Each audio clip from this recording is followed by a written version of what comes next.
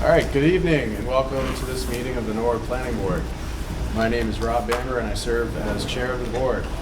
A quorum is present and the meeting is therefore called to order. Tonight's proceedings will go as follows. Public hearings will be opened by reading the legal notice into the record. The applicant will have the opportunity to make their presentation to the board. The board members may then ask questions of the applicant. Once the board has concluded its questioning, I will open the public hearing. I will open the hearing to the public for comment. All members of the public in attendance who wish to ask a question or make a comment must wait to be recognized by the chair before speaking. Once recognized, please be prepared to state your name and address for the record and speak loudly for all to hear. All questions and comments must be directed through the chair, and I will call upon board members and/or the applicant as needed to respond.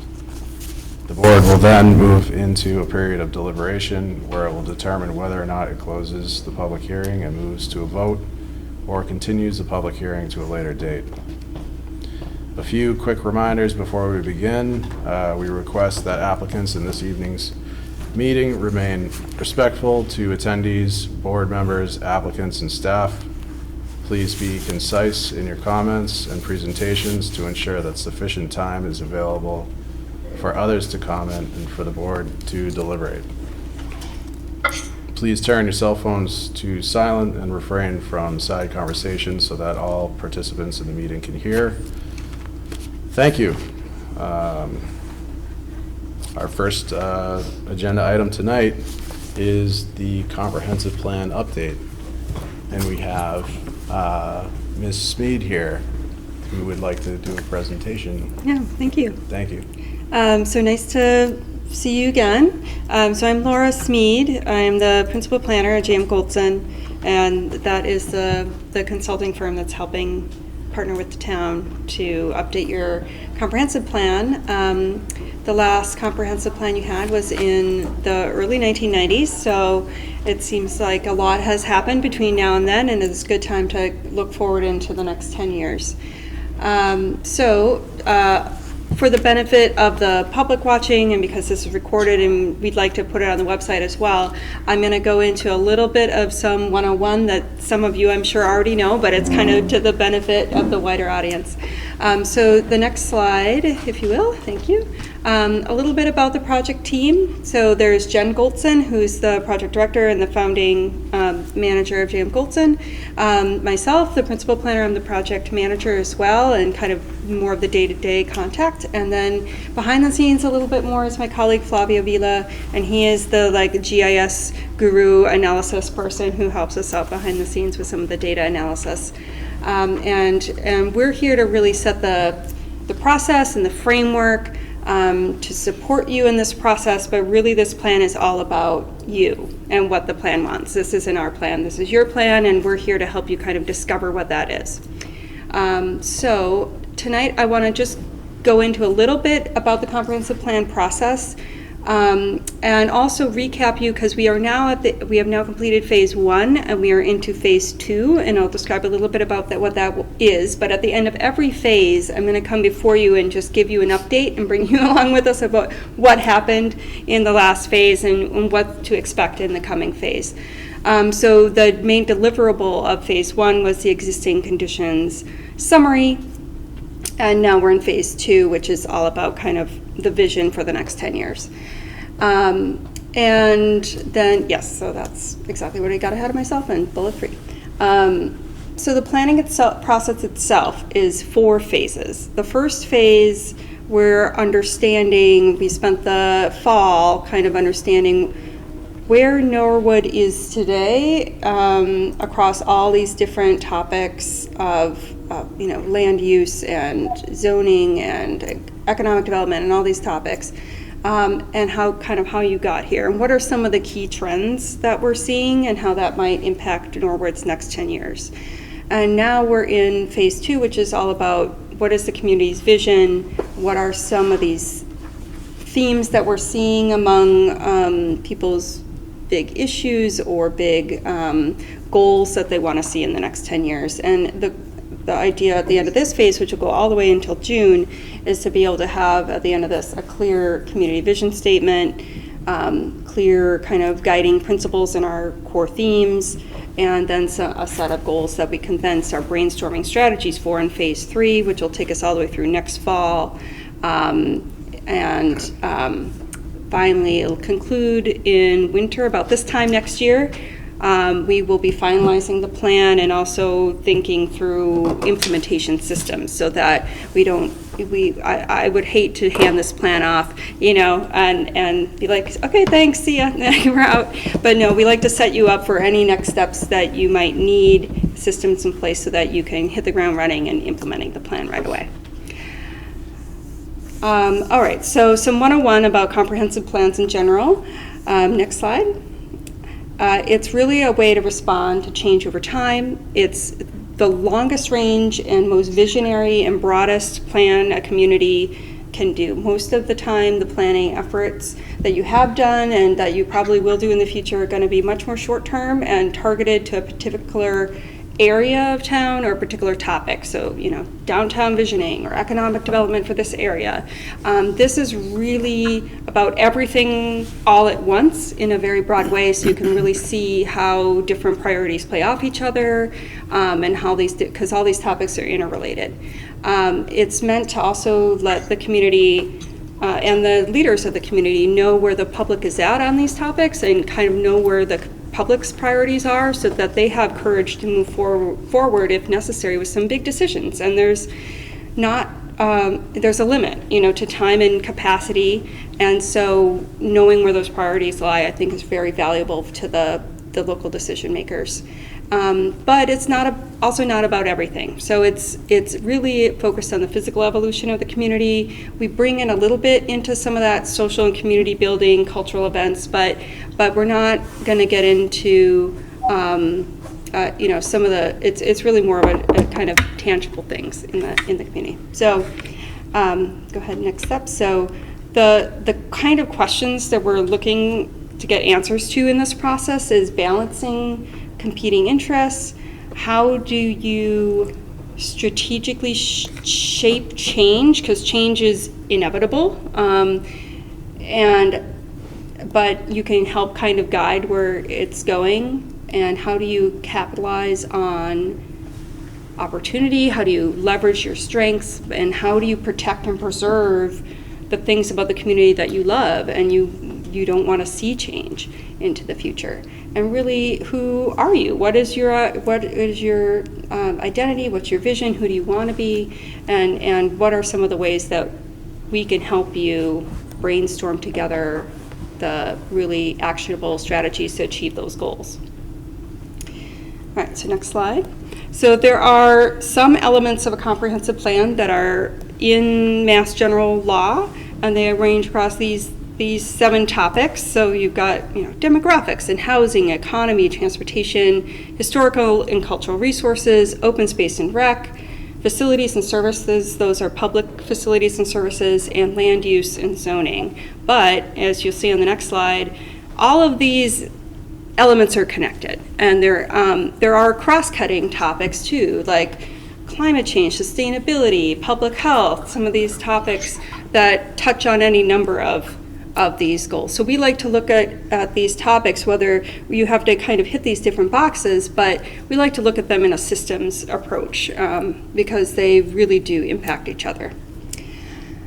Phase 1 is not meant to be about setting a future policy direction at that moment. That's really phase 2 and 3, where we are right now, actually. But it's mainly about like a snapshot in time. What are some of the trends? What are maybe some of the future data projections where we have that in terms of population or something like that? But we're not making any decisions at this time. We're going to be asking the community about that in this phase. So next slide. So, and we'll just carry on. So, some of the things that the summary is based on, some of the sources of data that we use there's quantitative ones and qualitative ones, and we look at both of those as incredibly valuable sources. So we interviewed almost all of the major department heads. We did a number of different activities with the Comprehensive Plan Steering Committee, trying to get at some of the top issues, opportunities, special places in town. We had a community open house in December that was well attended, especially by town meeting members who were trying to get at a little bit more into sort of the phase 2 ideas of vision and top issues and opportunities and things for the future. And then, of course, we rely on the great work that has been done in recent years of those more strategic planning efforts. So we don't start from scratch. We want to bring in all of the planning work that's been done and reflect that together in the existing conditions profile, but of course updated it with as much recent data as we can from the Census and American Community Survey and some of those other various state databases and that we have access to. So those are kind of, we present this document. This is probably the only document that we'll present to you where we actually do have things organized by these a little bit more siloed topics, but everything moving forward from here we'll start to look at things a lot more where they start to overlap. So, but I'm not going to get into every single nuanced topic tonight. I'm really going to just stick to the 6 key trends that we're seeing that are impacting Norwood, and maybe some snapshots of the data that we're seeing that illustrate those trends. So the first thing that we're seeing is that Norwood's population is growing, it's increasingly aging, and it is diversifying, like racially and ethnically. Household sizes are also shrinking. Now, all of those trends are not just unique to Norwood. We're seeing that basically almost everywhere across the region, the state, the country. Those are really big trends that Norwood is also experiencing. But if we go to the next slide, one of the things that I think is somewhat unique in Norwood is the fact that if you look all the way back to 1970, the way the population was there was about 30,000, and then you see this kind of dip down into the 1990s, 2000s, 2010s, and now we're back up in 2020 at about that same level so you've sort of now starting to exceed your prior population's peak, and we're expecting that to continue growing because you don't have the same, well, you are largely, there's not a lot of undeveloped land. You also don't have the same kind of environmental infrastructure type of constraints that we see in other communities. So you really have a robust, water, sewer, that kind of thing that isn't necessarily the same kind of limiting factor that we see in other communities. So we would expect that number to continue to grow. And there's, these are projections. There's, so plus minus a little on that, but that's something, growth is something you should plan for. All right. The other thing is, so this is illustrating the aging data. So if the light blue color on the top is those aged 65 and older. So if we look back in 2010, that was 10 years ago, that was about 17% or so of your overall population. Now it's like 19%. That's pretty soon going to grow to be like 25, a quarter, like 1 out of 4 very soon. And then it's going to kind of level off, they think. But that's older adults, especially as the older adults get a lot older, like once you hit 80, 85, then you start to see a lot more of, they can't drive anymore, or they need different kinds of housing. So that's something to think about and plan about for services and different types of housing for the future. Okay, so the next slide is Norwood is also becoming more racially diverse. So back in the 1980s, I'm trying to read my own slides, the lower level there, that it says BIPOC, so that's Black, Indigenous, People of Color. That's trying to lump together pretty much anyone who doesn't self-identify as only white. And the top line is the percentage of across the state. So Norwood is lower than the state on average, but has increased at about the same exact rate as the state across all of these decades. So that, again, that's part of a larger trend that we're seeing across the whole United States, is that the population generally is becoming more racially diverse.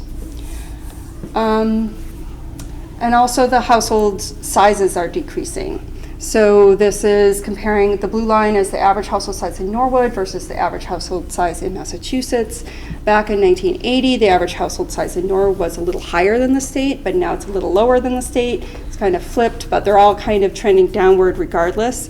And the reason that's important is because if you have a population that's expecting to keep getting higher, but your household sizes keep getting lower, that means you can't fit as many people inside the same unit of housing, which means you need more units of housing.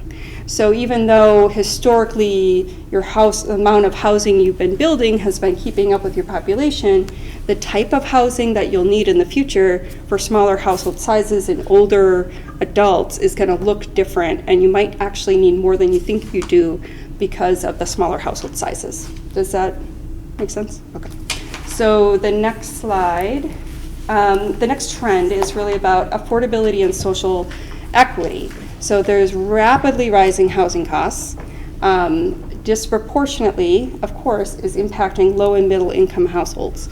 Now that varies a lot. There's commute times and access to community resources and environmental risk, and all of that kind of varies based on where you live and if you're able to drive a car and your race and your income, but that affordability of housing is a big concern for the people of Norwood, and something that we're seeing in the data and also qualitatively from the people that we've heard from so far. So one of the things that we look at is, since 2016, so this is a little less than 10 years ago, the median sales price of a single-family home has risen almost 30%. Condos has risen almost 60%. Rent has risen 21%. So you've got the town's median household income, $98,653 in 2024, and then we sort of run the numbers as if we were going to buy a condo or buy a home, and kind of say, well, like, how much would you need to really comfortably afford that and not spend more than 30% of your overall income on housing? You're going to have to make more than $200,000 a year as a household, and that's more than twice as much as your median household income. Now that doesn't, take into account everything that's kind of everyone in the household income, so we can break that down by different demographics and different incomes and things like that, but that's twice as much money. So we know that affordability, especially for people trying to move into the community or trying to downsize in the community or even change housing at all in the community, is a real struggle, because it's really hard to afford to move here and move within the community too.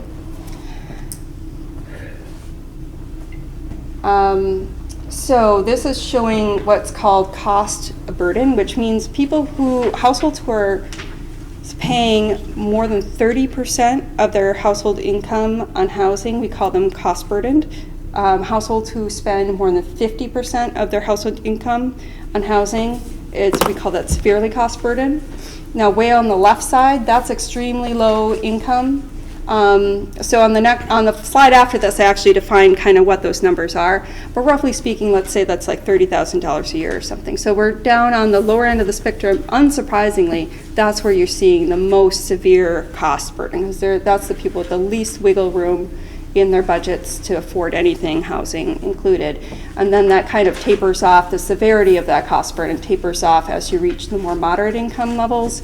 But there's still a pretty high, you look at the that's even at the moderate income, that's 275 households who are moderately cost burdened. Even at the highest levels, you've got well over 1,000 severely cost burdened down at the lower levels in Norwood.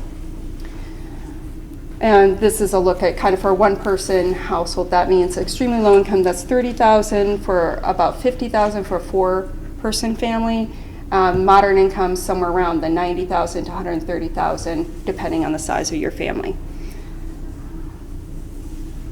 All right, so the third trend that we're looking at is your economy, which is really a bright spot because you've got a great location, really strong transportation links, you've got great resources like the infrastructure I spoke about earlier that can support economic growth, diversification. You value and still have an industrial base. You're expanding from that into areas like biotechnology, research and development, healthcare, advanced manufacturing.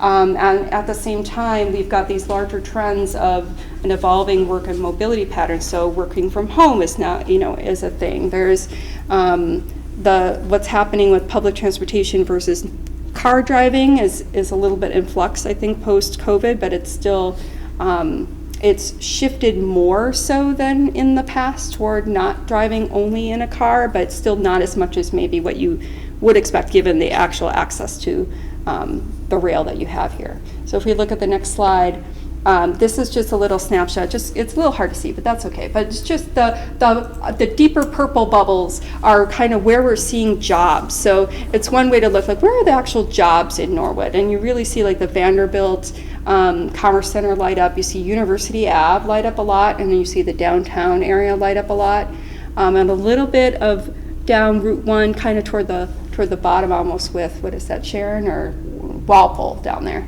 light up a little bit. Kind of near the Space Center area. And we see this a lot, but I think this was even a little bit more surprisingly low than I expected. The overlap between people who work in Norwood and who live in Norwood live and work in Norwood is very small. So you've got a lot more people who are employed in Norwood than live in Norwood. So you've got living in Norwood but employed outside at 14,462, and then you've got employed in Norwood but they live somewhere else at 18,825. So this is really kind of a regional hub for jobs, which is great. But there doesn't seem to be a lot, like either you live here or you work here. There's not a lot of people doing both. So that's a little surprisingly low to me, but not uncommon. And then you can see here the trend I was talking about there a little bit, where in 2022 there's a shift toward working from home or commuting via alternative forms of transportation. So that bar on the left is talking about if you're driving solo, if you're commuting to work solo, like in a car, not carpooling, not doing anything else. That's dropped down to 64.1% from even 5 years ago, 77, 76. So three out of four people were driving to work in a car by themselves. Now it's down to 60%. So there's a lot more people working from home is really what's doing the work. There actually hasn't been a huge shift, but there's been a little shift, but not a huge shift in public transportation use. So the fourth trend is this idea of making connections. So this is the sort of a little bit of what we want to get into in future phases, but there's a pretty good access in Norwood to public transit. There's really pretty good access to different kinds of green spaces, but you've also got these physical barriers of Route 1A, the commuter rail, so that the east-west connectivity can be really tricky if you're walking or biking, but also those are not local roads, so it's really going to take kind of a regional perspective to make some of these east-west connections in Norwood or improve some of that connectivity on those more regional roads. And that's just something I thought was kind of interesting and would look to better understand in future phases. But you've got the bubbles there show that we look at kind of maybe a 10 to 15 minute walk is about what people are willing to do. That equates to like a fourth to a half a mile. If we're looking at just a fourth to half a mile from the train stations that you have, that's about 43.4% of your land being kind of this walkable, at least as the crow flies, not talking about is there actually a sidewalk there, but at least as the crow flies, you can walk to transit, but either it's not going where people want it to be, or something's not as convenient, or there are other factors happening, because there's really only 9% of people who are choosing to commute that way. And there's a lot of factors, I'm sure, that go into that, but it's a good thing that you have these assets here, the commuter rails here, and the bus and so forth. And then we also like to look at things through a lens of what we call environmental justice, which is something that a definition that the state uses in this map. So that's looking for, in census parcels, where there are higher pockets of either low income or minority groups, or if they have some English isolation, so they don't speak English very fluently. Are there areas, what's the access to open space there? And it's really actually pretty good for the most part. It's like your access to open space is quite good, at least as the crow flies. Again, not all open space is equal in terms of the amenities and can you actually walk there on a sidewalk, but at least it gives you a ballpark idea of where there might be gaps. And for the most part, the gaps are where there's like the industrial land or the airport or commercial area. So the main residential areas are pretty well covered for open space, which is great. This is looking at safety. So we all of the existing conditions summary data, which I'll make sure we get the latest version online as well, so you can read the whole thing if you'd like. But there's also these background Excel documents that we give to staff. So there's even more maps and data and things that the staff has access to, but the summary is meant to be a little more public facing. But this is a heat map to look at crash clusters and where that's happened in recent years.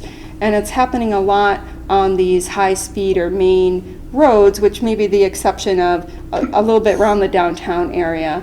Otherwise, there's a lot of it. There's a cluster out on I-95, and there's a bunch up and down Route 1.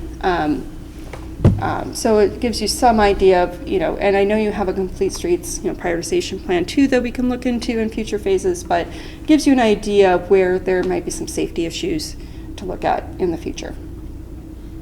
And then the fifth of the 6 trends is the changing climate. So flooding, extreme weather risks, those risks are increasing and rising due to climate change. So storm events, flooding events are getting more extreme and more frequent. I'm sure you all remember the Norwood Hospital flooding and things like that as this case study. So you've done a lot of work recently with municipal vulnerability preparedness planning, and that's of course a global trend that also impacts Norwood. So we want to make sure that the strategies, it's one of those cross-cutting topics that it's going to hit across a number of areas, but we want to make sure we're taking that into account, because the things that you're developing today are going to last 100 years or more. So you want to think, well, what's the flooding going to be like in 100 years?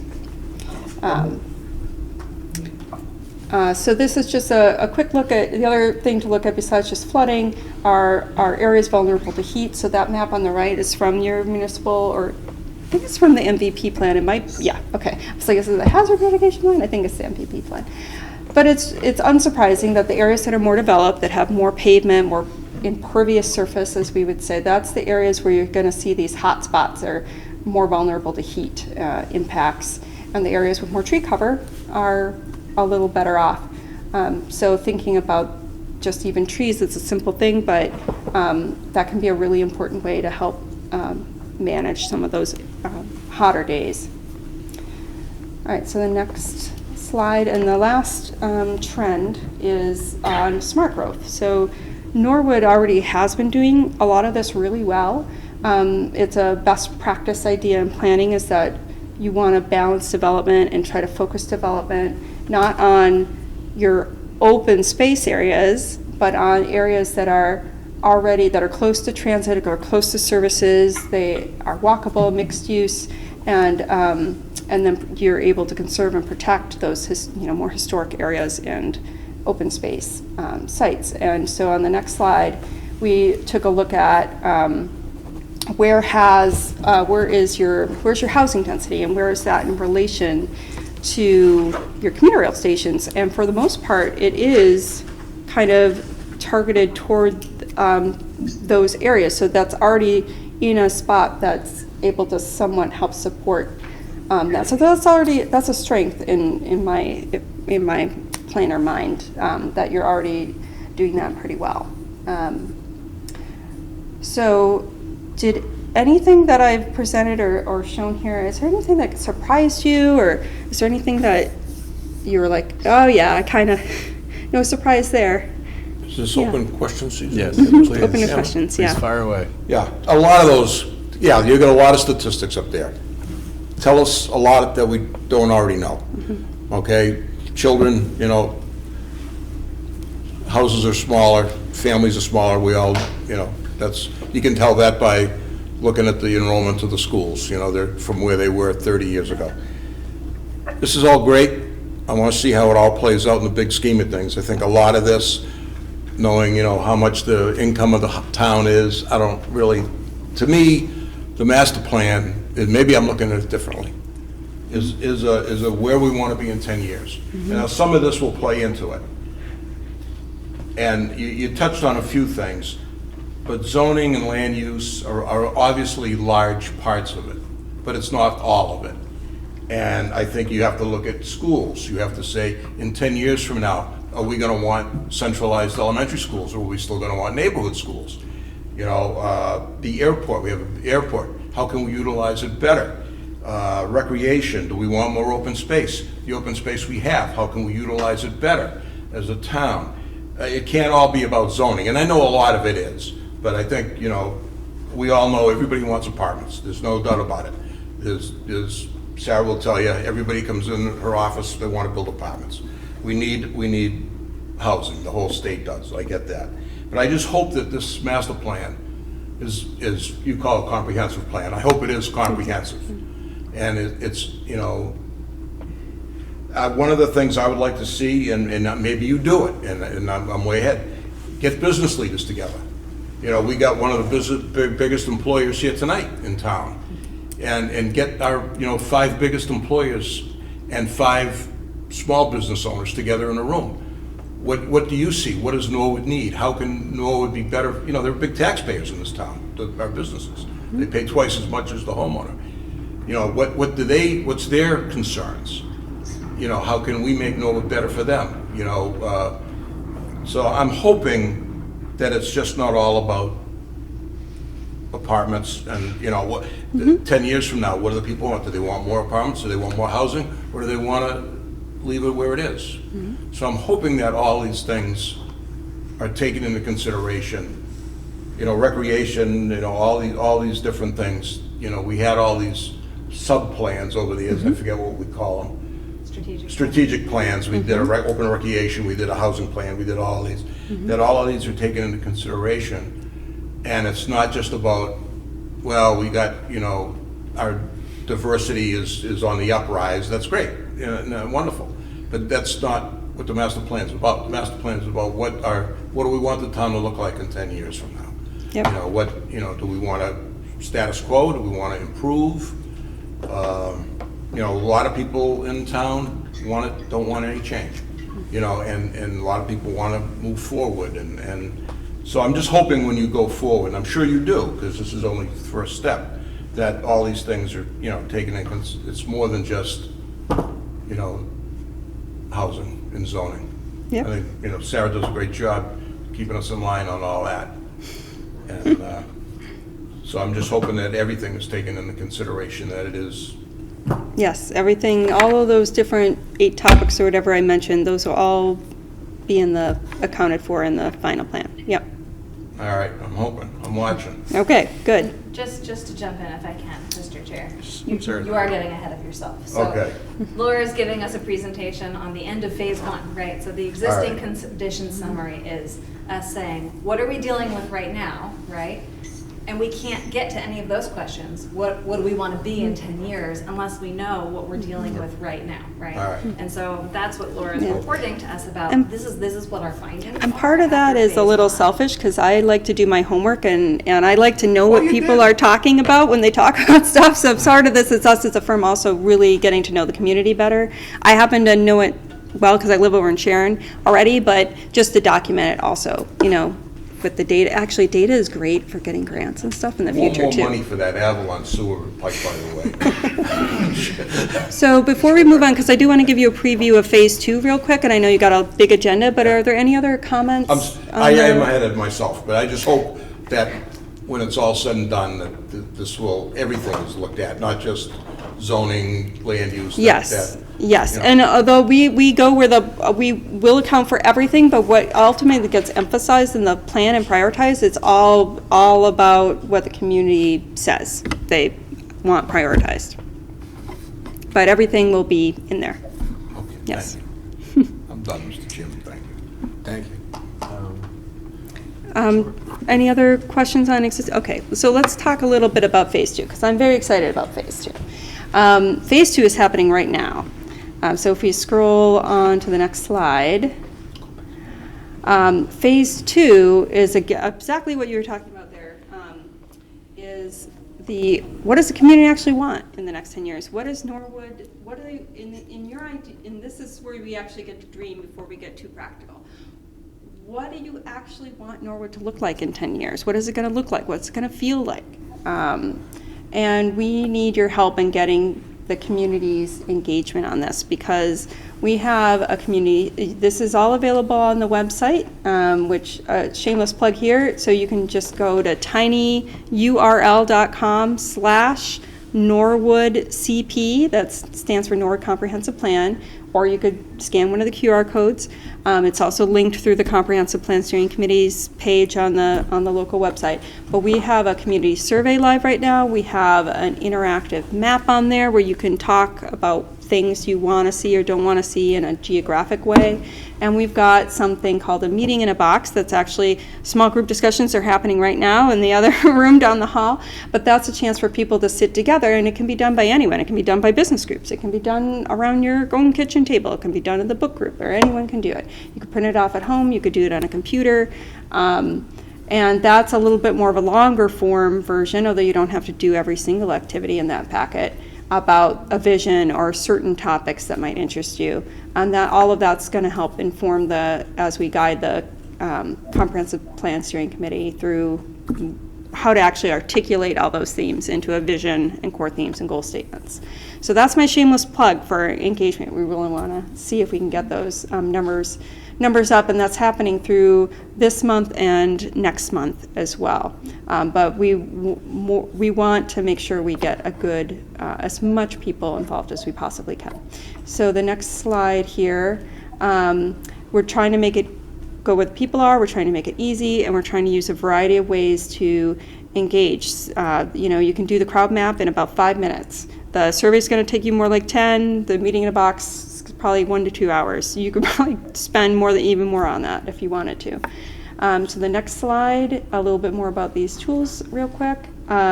We offer, if we already had the community open house, we're offering the meeting in a box in 3 languages. The online tools, people often will have their own sort of translation, Google Translate or something in their browser they can use.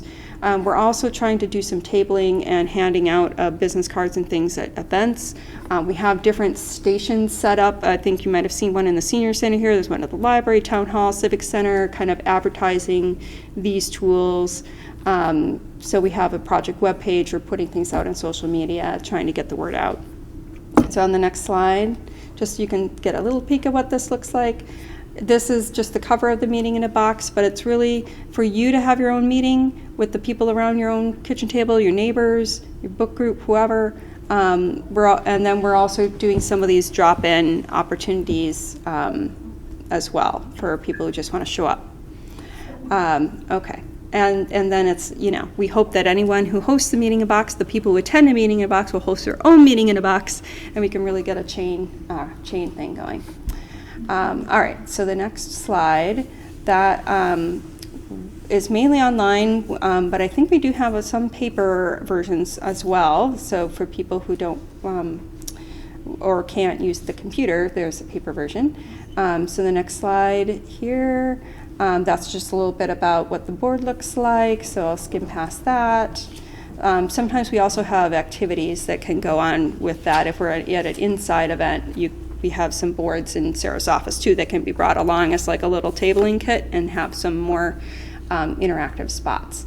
The crowd map, that's a sample of like what it looks like as of Friday, where you're dropping different kind of color-coded things on the map and commenting on them, and people can upvote them. We review every so often what people are posting on there, just to make sure there's nothing too nefarious. But mostly just letting people do what they want. But everyone's been very good so far. And then so far, how we're doing, this is just as of last Friday.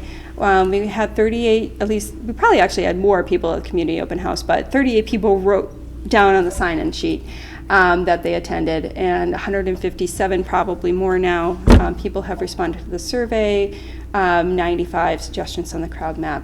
No meeting in a box yet, but I think we'll have some by the end of tonight, so that's great. I do know of a handful that have occurred, but we haven't gotten the Okay, papers back. perfect. Just real quick. Yes. Sarah, the survey. Yes. If somebody wants to take the survey, it's online. It is online. And to find it, is it, if they went to the Norwood website, if they went to Yes. the planning board? Yep. Or if you could find it there? Yep, it's on the planning board's website, it's on the homepage, we have our own website for the comprehensive plan. All these materials that folks see around town, we've got posters distributed everywhere, and But these the- QR codes, you can take a picture of this image, and it'll bring the survey right up on your phone. Yeah, that's I know not for, that's not for me. fancy. If that's too fancy, you can also call my office, and I can make sure you get a paper But copy. just the easy way could be just go to the town website, Yep. planning department, Yep. and the survey would be there, and they can do it right then and there online. Okay, thank you.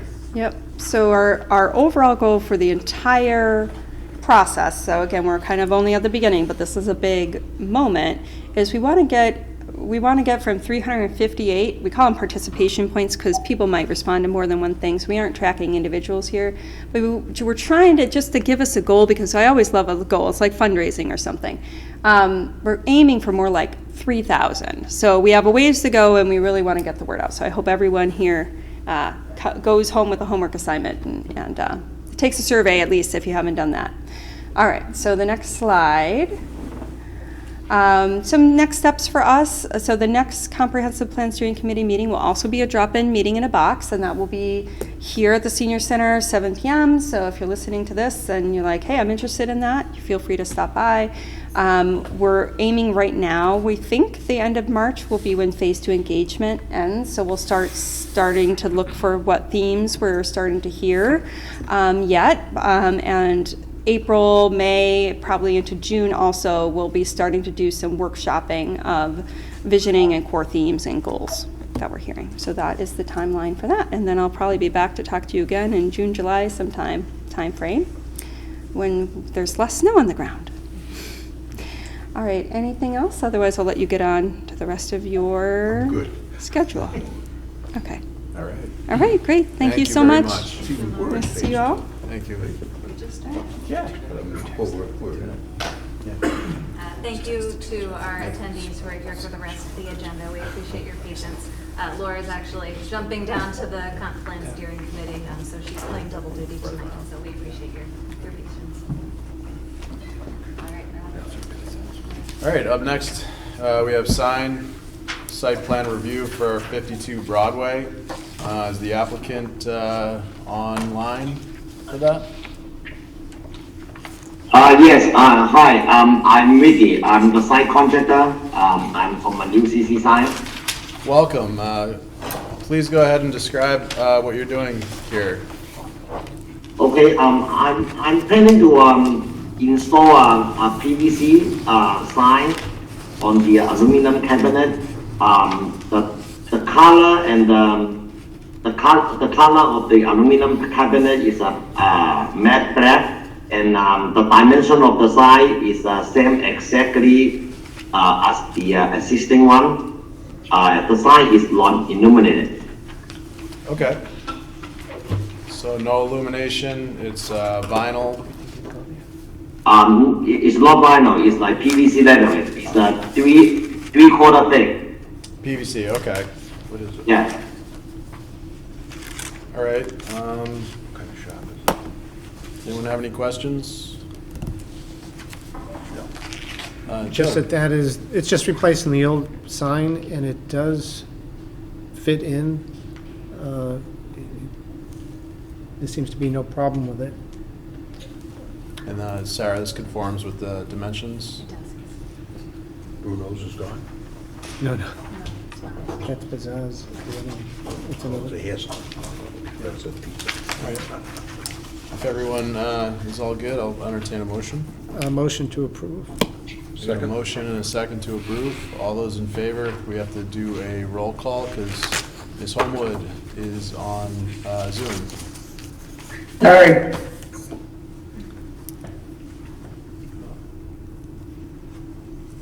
Go ahead again, Ms. Homewood, with your vote. Aye. Aye. Okay, thank you. Ernie Petchakowski, aye? Joe Sheehan, aye. Rob Bamber, aye. Brian Heskey, aye. All right. Well, Thank you, thank you, have a good night. Thank you, Thank you you. too.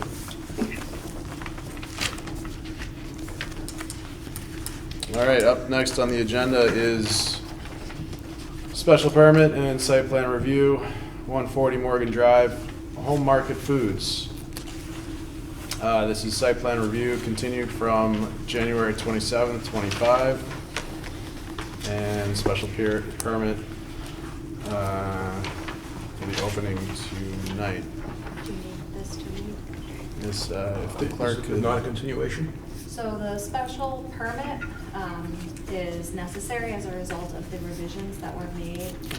It was in site the plan review before, review. yeah. So the special Yeah. permit hearing is opening. You want me to read it, Mr. Chairman? Sure. Or, you got it, oh, you got it done there? I don't mind doing it, are you gonna? Yeah, that's done. Thank you, I do Brian. have it, but you found it quicker. All right, thank you. Public hearing notice to Norwood Planning Board. Notice is hereby given that the Planning Board of the Town of Norwood will hold a public hearing on February 24th, 2025 at 7 PM regarding property located at 140 Morgan Drive, which is map 16, block 8, lot 4, Norwood, Mass. 02062, in the Boston Providence Highway BPH district. The hearing will be held at the Norwood Senior Center, 275 Prospect Street, Norwood, Mass. 02062, and will also be available for remote participation via Google Meet. Do I at least keep the address or anyone else? You don't have to do that. Okay. The application requests a special permit pursuant to the general laws of the Commonwealth of Massachusetts and Norwood zoning bylaws, section 6.1.12, to reduce overall parking spaces below the required minimum in exchange for increased tractor-trailer queuing lanes and proposed improvements to site circulation. Any zoning relief that may be required in adherence to the Norwood zoning bylaws shall be considered by the board. Interested persons are encouraged to attend the hearing and make their views known to the board. Plans are on file with this application in the office of the planning board and may be requested by mailing comdev@norwoodma.gov or by calling 781-762-1240, extension 6064, Monday through Friday, 8 to 4 p.m., 8 a.m. to 4 p.m. Thank you, Brian. Great. Welcome. Thank you. Good evening, Dan Campbell, Level Design Group, on behalf of the applicant. When we were here last month, we continued basically for lack of comments. We had submitted a plan. It was short turnaround, and we hadn't gotten staff comments from the majority of people. One of the comments from the building inspector that came in after that public hearing was he would also like a special permit based upon the reduction in parking spaces. The site was always below what was required. This is a differential reduction for the truck parking. So we did apply for and advertise for the special permit. Since the last public hearing, I'd like to clarify, the trucking plan wasn't in place for 6 to 8 months. It passed a year on February 14th, so it's just over a year that there have been no complaints through the police department. We did receive one comment from Conservation and one comment from staff within the last couple of days. Conservation, we had a meeting earlier today, and we're looking to add a cabled guardrail to the 3 tractor-trailer spaces that we put in the rear of the building to prevent intrusion into the grassed area of any of the trucking. And the second question had to do with snow storage. If there are other questions, I can address them, and then we can bring up somebody from Home Market Foods who deals with the snow storage and plowing on a daily basis during the winter. But I'm happy to answer any engineering-related questions first, and then we can bring them up. Okay. Let's see. I did have, does anyone I just have a clarification question, Yes, Mr. Chairman, Ernie. maybe to Sarah. So the reason for the special permit is because of the reduction in the parking? That's the only real reason for the special permit? Okay. Okay. Since we were always below, but now instead of increasing by 1, we're decreasing. So abundance of caution, I think the building inspector wanted. All right, I just want to be clear exactly what the purpose Perfect. of the special permit was. Okay. Okay. Debbie raised her hand. Sorry. Debbie raised her hand. Oh, Mrs. Homewood.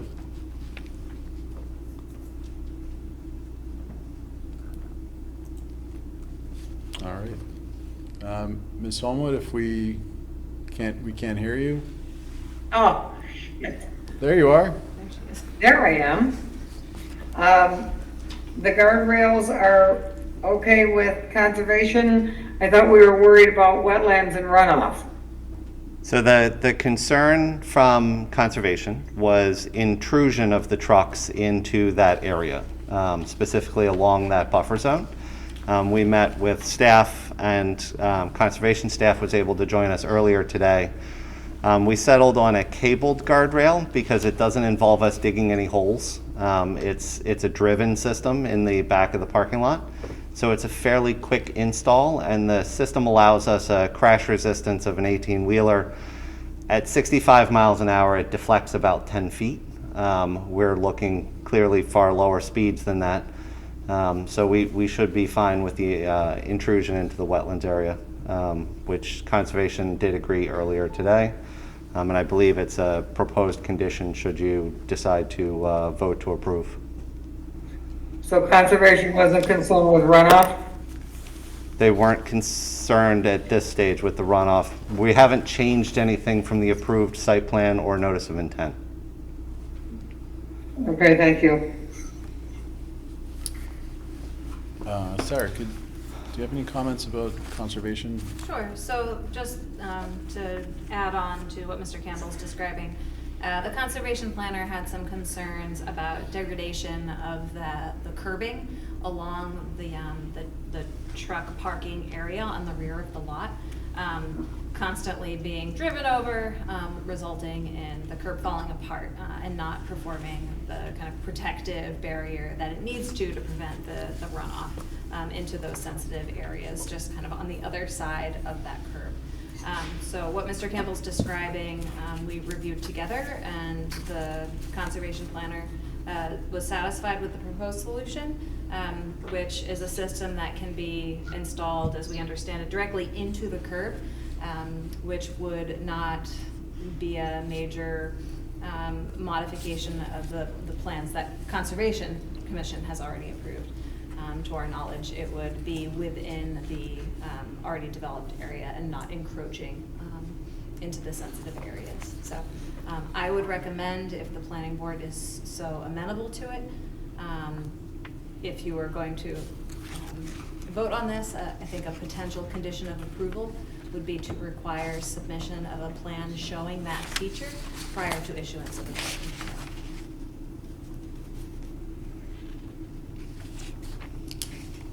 You okay with that as a condition? Absolutely.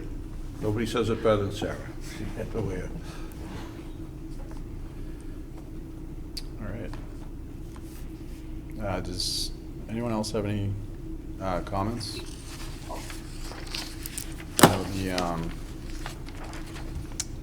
The fire department was not talking about this one, right? It was,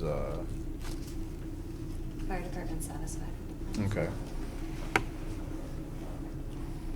So I did have a question about your plan set.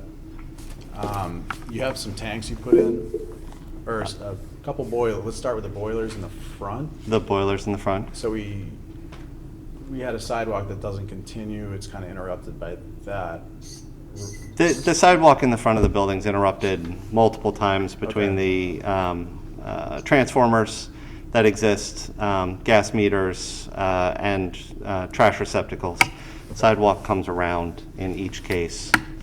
We had shown it around in multiple other places. The boilers will be another one. Yeah. Are there like bollards or anything protecting them? There are. Okay. We do show on the site plan there's bollards every 4 feet. Okay. There's 2 at the corners. There's one more in the back. You added the. I don't They're remember. oil tanks for actual cooking oil, not fuel oil. Right. Are there bollards or any protection around those? Because I didn't see those on the plan. There is Jersey barriers shown at the front of them, similar to the Jersey barriers that are shown on the other tanks. Okay. Were you taking the tractor trailers in that area away eventually, though? No, we're taking the frac tanks in the area away. So the frac tanks are part of the wastewater treatment plant, which is what we are trying to get online currently. Once the treatment plant is online, the frac tanks go away and it becomes part of the trailer storage and juggling act at the back of the building. Okay, so all the equipment's protected, basically? Correct, yes. Okay. All right. Not sure how anyone feels about the parking. I'm okay with it. Just on the parking, you do have another lot on someone else's property nearby, is that? We do. There's a rental lot that's been being used for a few years. They plan to continue using that lot. Home Market Foods did submit a letter prior to the last public hearing about how they use it, what the overflow looks like, and how cars go back and forth, as well as their commuting persons and carpooling personnel. And how's the system working with the tractor trailers?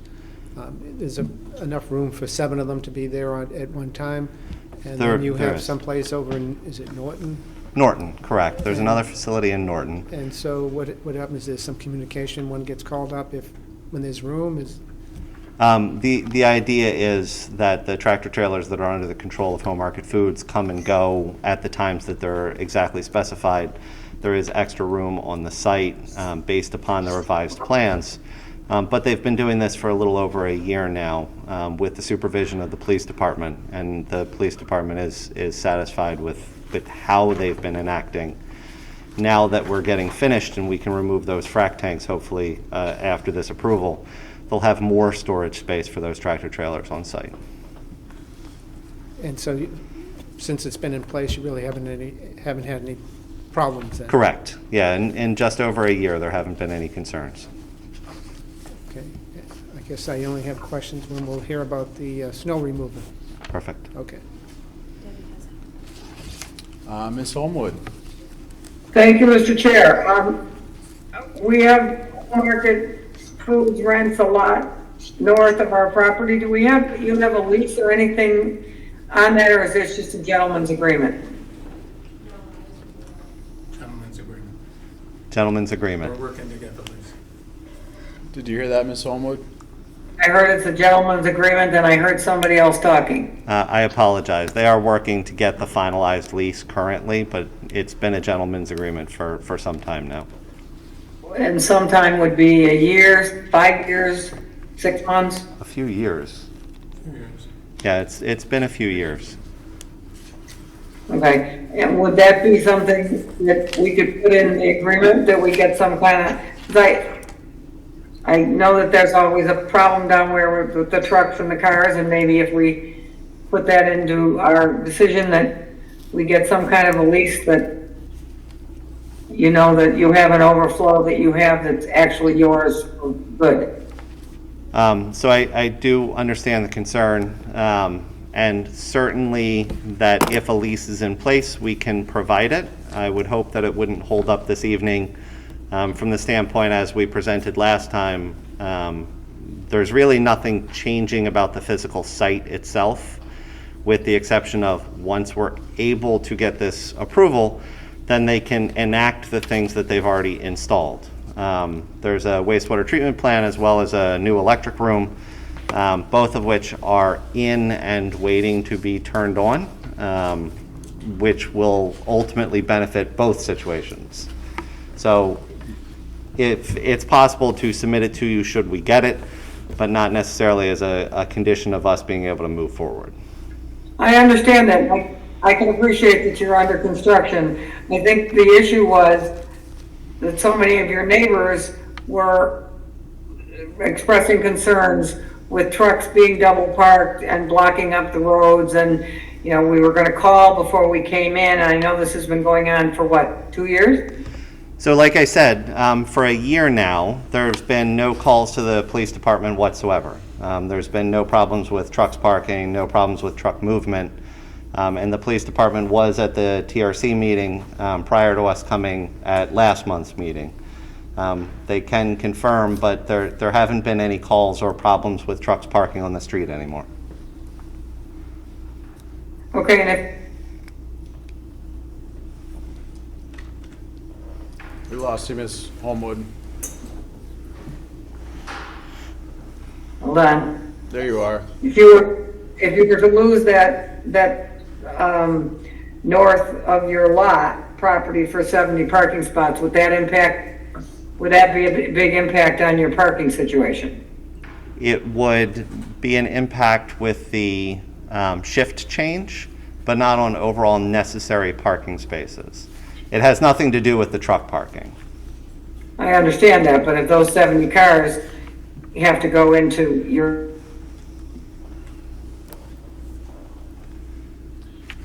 Ms. Holmwood, we lost you again. Once she comes back, I'd like to bring up somebody from Home Market Foods who deals with it on a daily basis, would also be able to answer some of the snow removal questions. am I back? You're back, Ms. Holmwood. I heard what he was saying. For some reason, I can hear you. Sure. Hold on one second. He has a representative here from Home Market Foods that might be able Yep, I heard. Thank Okay. you. Please, welcome. My name is Tim Sheets. I'm the plant manager for Home Market Foods at 140 Morgan Drive.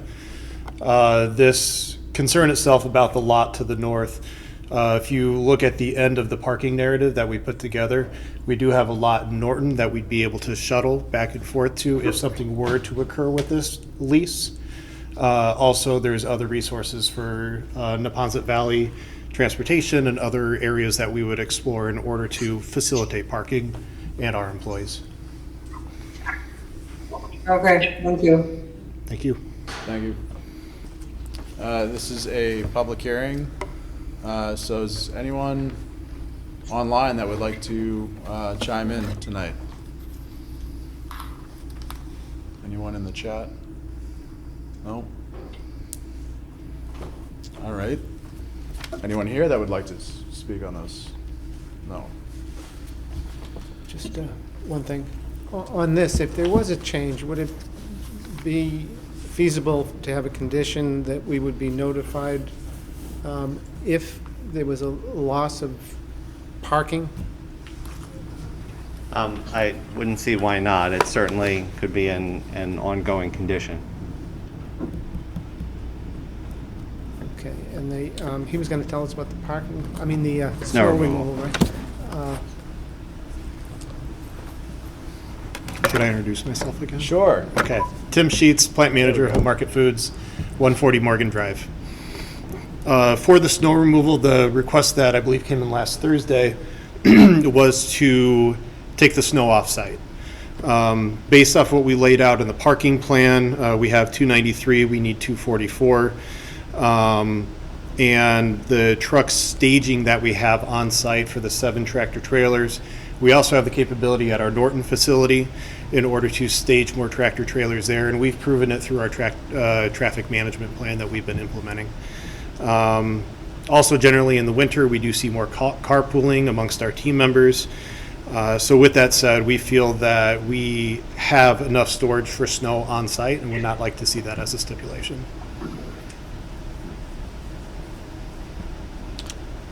I guess if there was some, like, probably before you were born, the blizzard of '78, if we had conditions like that and you had to move, you would find a spot, I suppose. Oh, yeah. I mean, You had just, to truck it off because it was tremendously, yeah. I mean, just like 10 years ago, I mean, I wasn't at Home Market Foods, but the plant I was at, we were shoveling the roof.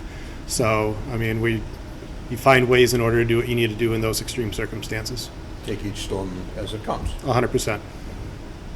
I'm a Thank you. little concerned about just plowing snow off into the wetlands, though, because it's a pretty surrounded area, I guess you could describe it as. So one of the benefits is that we did provide quite a few islands in our new parking lot. I know that there is a concern about plowing. Even the approved site plan had plowing towards the wetlands around the new parking lot. And there was some concern expressed about that today, though that was originally the approved plan. We've provided some additional interior islands in the previous parking lot. We've also provided some area towards the tanks that we were talking about previously with wastewater treatment plants that give some room to plow to as well. The biggest concern and the previous location for plowing that had occurred was where those truck trailer spaces are now. And we're planning on putting guardrail in the way of that activity.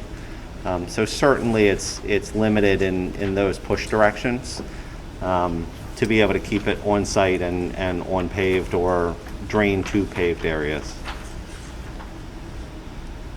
Looks like an island. You mean the site as a whole? Yeah. It absolutely is. Yeah, so it would look like if I was a plow driver and it was 2 o'clock in the morning and, you know, I had to clear a parking lot off, I'd push it right into the... Well, you also have to remember that Home Market Foods operates the majority of the day. It's not like there's a time where there's not somebody on site that's monitoring the activities. Part of the reason that we brought Mr. Sheets up is because he is the plant manager. He is the person who oversees the people who do the plowing. Sarah, is there any sort of agreement that can be had that if there was an inspection or found to be plowing into the wetlands, that some sort of retroactive, you know, agreement could be... Yeah, so the plan that's before you does show proposed snow storage in areas that are in compliance with the Conservation Commission's policies on snow storage. Like anything else, if the applicant is not in compliance with that plan, and there is an epic snowstorm and the snow is overflowing into truck parking areas or employee parking areas or is in the wetlands, then that's a violation of the approved site plan, right?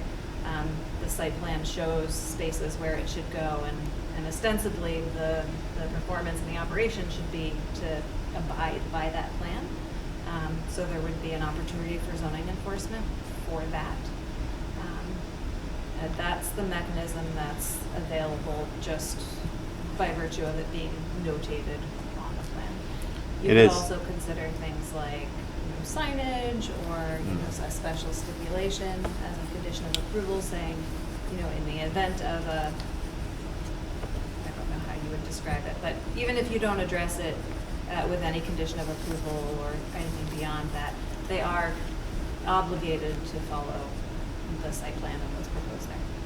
There was some comment about locating it off-site. That's kind of what I'm driving at. Is there enough room to put the snow? How much snow is the big question. Oh. Right. Yeah. Well, I mean, the irony is they've been operating like this without this additional large parking lot for 20 years that I know of. We've been involved 15 years. We've been involved since 2009 in some fashion. The parking lot on the south end that we just installed, beautiful new over 80 cars in that parking lot, didn't exist until just now. And that's how they had been operating prior to this. So certainly they've weathered many storms using the site that they have. Am I out on a limb here? Is anyone else kind of... No, I kind of, agree with Sarah. I think that, it shows the plan. On the plan, I think that in any situation, any business or any is obligated to follow the plan that they submit. And if they don't follow the plan, they're out of compliance. And as Mr. Steele things in any business, myself that managed the business, you take every storm as it's needed. If there's a storm that hits that is overwhelming and they don't have enough room in their designated snow storage space, and it's up to the business to find another home for it, either take it off-site or whatever. So I follow them to the plan. I expect them to live up to the plan that they submitted, and if not, they're out of compliance. Okay. I think that everybody, I think that if you get a huge storm, the plant manager's gonna say, we've got a lot of snow here, unfortunately, we have to pay to hump it out of here. And, I mean, we have to do that at where I worked, Some storms, if you get 2 inches, you can handle. You get 2 feet, you gotta get rid of it. If you wanna do business, if you wanna stay open. Ms. Homewood, did you put your hand up? I did. I get what you're saying, Rob, and I agree with what I had said to Isla this afternoon was, would it be possible to put granite curbing up against the wetlands so that they couldn't just push the snow over because there would be a curb there?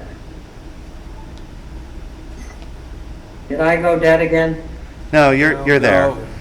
So in the new parking lot, we did exactly that. We put concrete curb around the parking lot. It doesn't prevent you from putting snow in those locations, but it does give you an edge to the parking lot, so to speak. Right. Which is how we have snow storage areas along that area. And what I had spoken earlier between Sarah, Ilex, and Carly was the discussion about putting a different kind of curb at the backside of the site.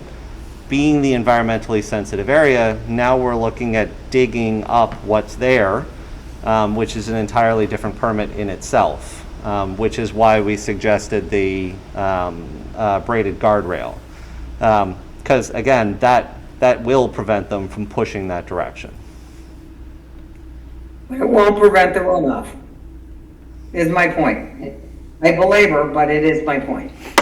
Okay. And I have a quick question for Sarah, if I may, Mr. Chair. Yes, please. So, Sarah, could you tell me the special permit? Are we reducing it by 49 cars, or is my math off? Stand by.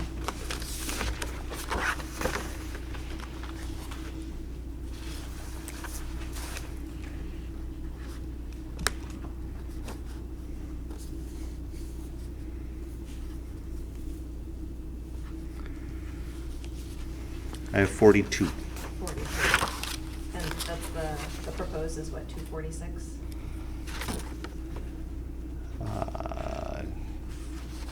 I'd have to look. I only have numbers in front of me. 42. Yeah. So we're reducing it from what they need by 42? That's a special permit request? Well, just to clarify, so the request is to approve a plan that shows a number of parking spaces that's less than what the bylaw requires generally for a business of this use. We've heard in the beginning of this discussion when the site plan review opened that the number of spaces on the previously approved plan were never actually striped and utilized. So, actual utilization is actually, it sounds like, not really changing here. What's changing is a matter of procedure.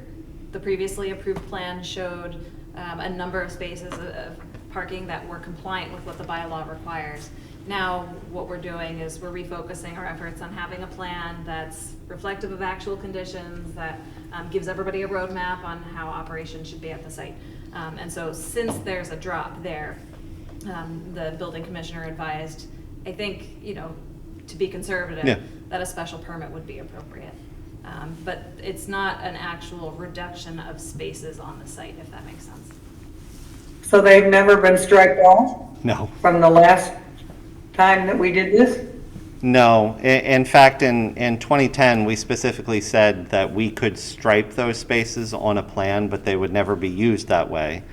And the current building commissioner agreed that they were never used that way and didn't make sense to stripe them based upon what we needed the space for, which is how we ended up where we are at this point. Because you're talking tractor trailers and not cars? Yes. Yes? Yes? Yes. Okay. So with our special permit, I'm just trying to get my head around the special permit. We are reducing spots, kind of, correct? Correct. We're reducing the proposed spaces on the site plan.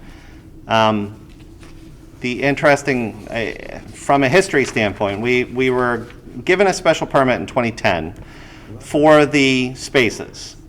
In 2010, those spaces were not striped appropriately, and we modified with our site plan last year. The site plan last year, however, didn't modify the original special permit, and now we're being asked to modify the special permit. So the numbers-wise, we're actually increasing the parking spaces from the granted special permit. We're decreasing them from the site plan that was approved. From 210? I think we're going down to 219, if I remember correctly.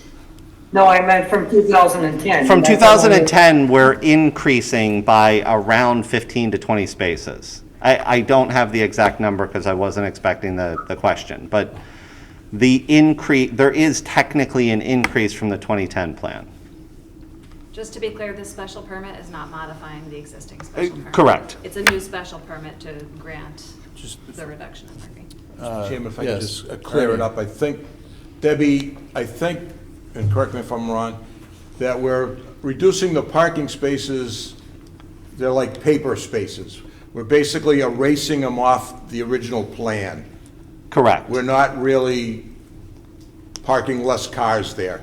We're just kind of taking the original plan with an eraser, erasing those spaces that were never used, and we're gonna let trucks park there now. So we're not really going out there and putting X's on all those parking spaces. I kind of understand that. What I don't understand is what I'm voting on, because we haven't said, I know, what exactly are we giving them a special? That I can do for you. So the required number of spaces is listed on the site plan as 333. Mm-hmm. We are striping 219. So the special permit is a modification of the bylaw requirements from 333 to 219.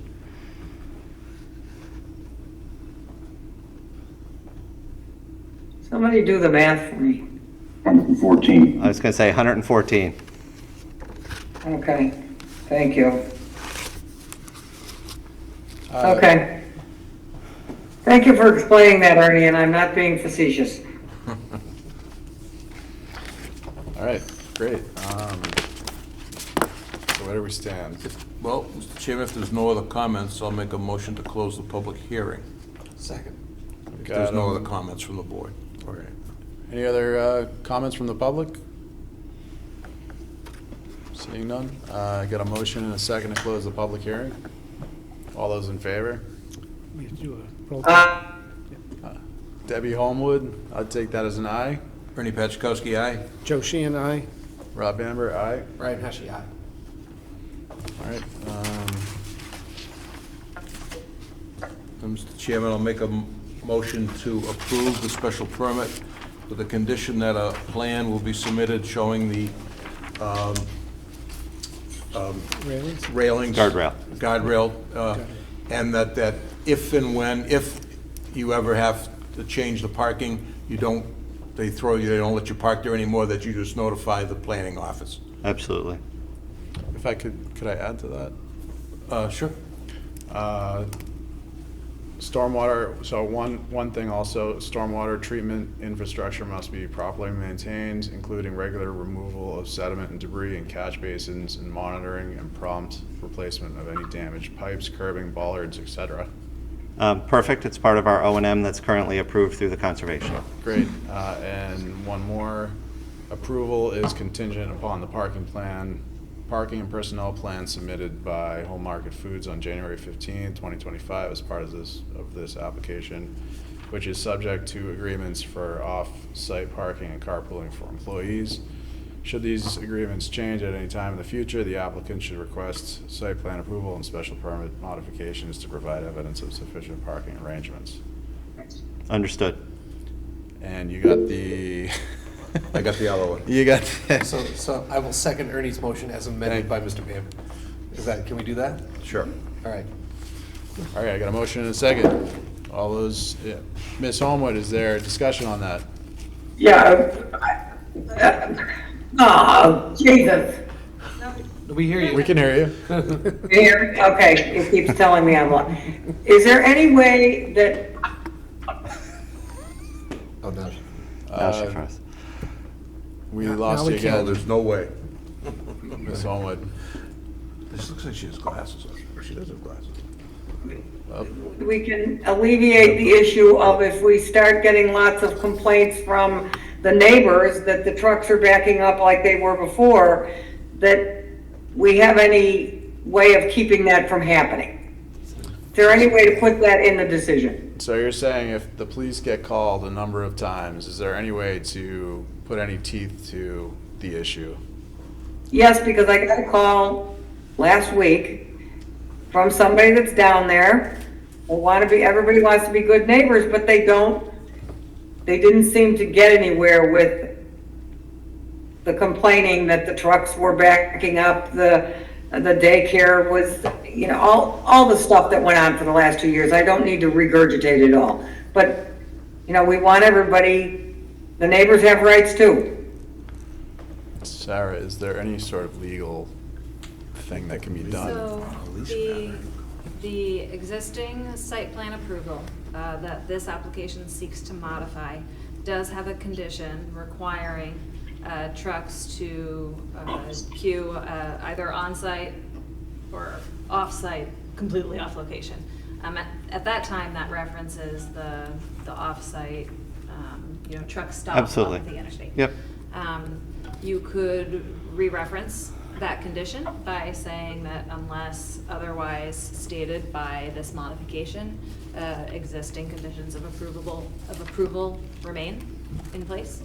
That's something that this board has done frequently for modifications. Or you could call that out explicitly and just say, no on-street queuing of tractor trailers is permitted. And since the last approval, there's been signs put up, and the police department was in fact sitting and monitoring the site themselves. So if there is a complaint, if Ms. Homewood wants to send us whoever called, Home Market Foods is happy to give them a call tomorrow. And the reason we're here is so help eliminate that. Absolutely. I mean, right, to get you 7 trucks in there. Correct. Right, and I think that's all great. I'd rather the police were doing something else other than having to monitor the trucks. They shouldn't have to monitor the trucks. So I would ask my board if we could put in something in the decision that, I don't know how to word it, Sarah's the champion of that. That's what I would add. What if we just put, as Sarah said, we would just add that all existing conditions remain in place? Sarah, does that sum it up?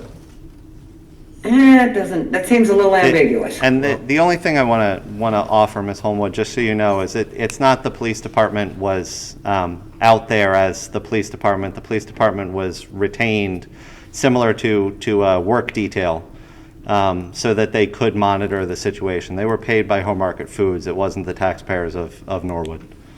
No, I understand that. You know what happened, the neighbors know what happened. If we can just make sure that we're constantly monitoring that so that we don't get, we're backed up. From 2010, we've been doing this, correct? That's the one that you're modifying, is that correct, Sarah? And Sarah, can you please? Yeah, so I would suggest, just for the sake of addressing these concerns, I would suggest that in this decision, both as the special permit and the site plan approval, that the planning board consider a condition that would restrict on-street parking of trucks. Okay. Understood. Thank you. I think that's a great idea. Very good. Fairly straightforward. I mean, there's two different enforcement mechanisms here. Even if planning board does not incorporate that into a decision of approval, because it's been posted, the police do have the ability to issue tickets and fine and all of that. So that is still an enforcement mechanism that will continue to exist no matter what this board does tonight. If this is something the planning board wants to be particularly cautious about and give another tool for enforcement via zoning, where the building commissioner can, you know, employ all of the resources available to him to enforce zoning, that condition would probably be the clearest way to do it. Appreciate it. Ernie, do we add that to your I'm conditions? fine with that. Brian, you good with that? Yep. Okay. I will second the motion as further amended. All right, I have a motion and a second. Any further comments? My only comment is the motion was only on the special permit thus far? Yes. Okay, Yes, we got the, Two separate. just making sure. yes, along with our, you have a copy of our standard conditions Yes, as well. absolutely. All right, roll call vote. All those in favor? Aye. Ernie Petchakowski, aye? Joe Sheehan, aye. Rob Amber, aye. Brian Heskey, aye. All right, there's that part of it, the special permit part. Yeah, site plan approval, nothing's changed. I think we went through pretty much all of this last week, right? Agreed. Or two, whenever we met A month. again. Mr. Chairman, if there's no more discussion on site plan approval, is there anything, Sarah, that we need to go over? I would recommend the same conditions of approval. The same conditions, approval for site plan approval? Understood. If there's no discussion, I'll make the motion to approve. I have site plan approval with the same conditions. Second. I got a motion and a second. Is there any comment on that motion? The one that we put on hold before, correct? That's what we're voting on? Yes? Yes. Yes. Okay, all right. All right, all those in favor? Debbie Homewood, yes. Ernie Petchakowski, aye? Joe Sheehan, aye. Rob Amber, aye. Brian Heskey, aye. Thank you very much for your time. Thank you.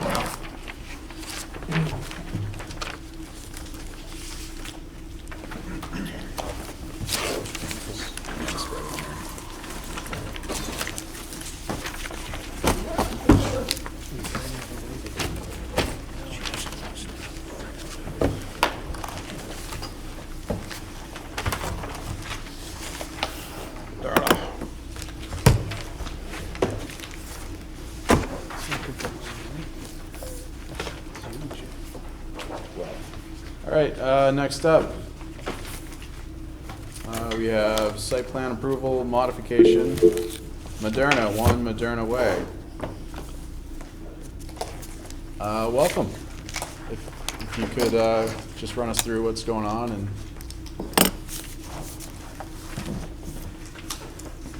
Good evening, everybody. Josh Ames. Hey, Dave, I'll just introduce us real quick.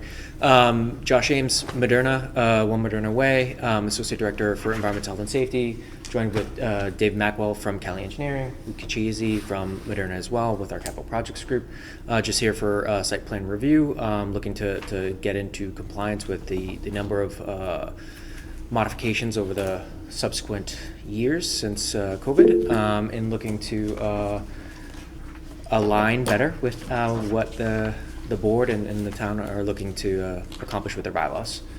Dave, I know you have a lot of the material for you guys to parse through, but in sort of holistic view, it's a composite of 4 projects that have come together, including sort of a more detailed, holistic view of the existing site that's outside the scope of what our specific projects have been over the past two years or so. 3 Great. years. Mr. Mackwell, welcome. I seem to be locked out of turning my camera on. I'd like to do that. Let's see And I if we would also- could. Let's see if we I can would get also- that going for you.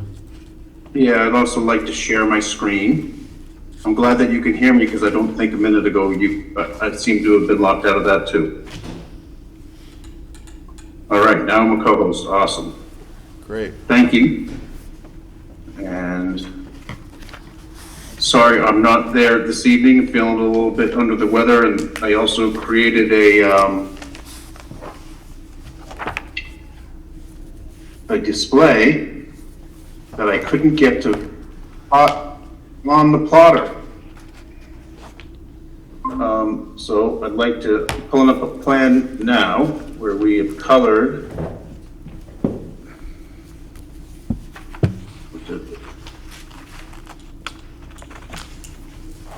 that. I had, I'm selecting it without being able to see it. So you share the whole screen, I see. I can also put it. There we go. Can you see that? Not yet.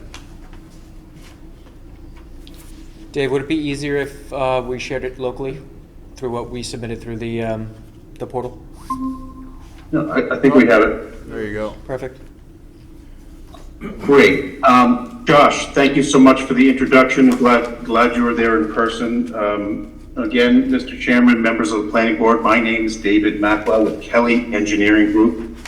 We have helped Moderna prepare the application that's currently in front of the planning board. As described in the cover letter to accompany the application and the subsequent narratives, and also the staff report, I'm gonna back up a little bit and just explain the campus and why we're here. I think everybody has a decent understanding. Basically, over the past few years, Moderna has submitted 3 site plans for approval through the planning board. And prior to that, they had made modifications to the site that did not go through site plan review. And through viewing with the planning board and at town meeting, I think that the planning staff and some of people within the town were expecting more developments that would encompass the whole campus to tie it all together. Since that never happened, the planning staff rightly pointed out that Moderna's been making a lot of changes up on the campus. They've had filed for a couple of things where they needed to make some changes to some parking lots that needed some permits. But nobody's really come to see the town in a comprehensive manner for the entire site. So we met with the town and the building inspector and some other people last summer, the planning staff, and they asked us to put together a site plan that ties the whole campus together. We did that in September. That plan wasn't submitted because it was lacking some of the documentation of some of the previous items that had been shown on some of the site plans. And it didn't include a comprehensive documentation of landscaping throughout the campus, both existing, proposed, things that were never changed.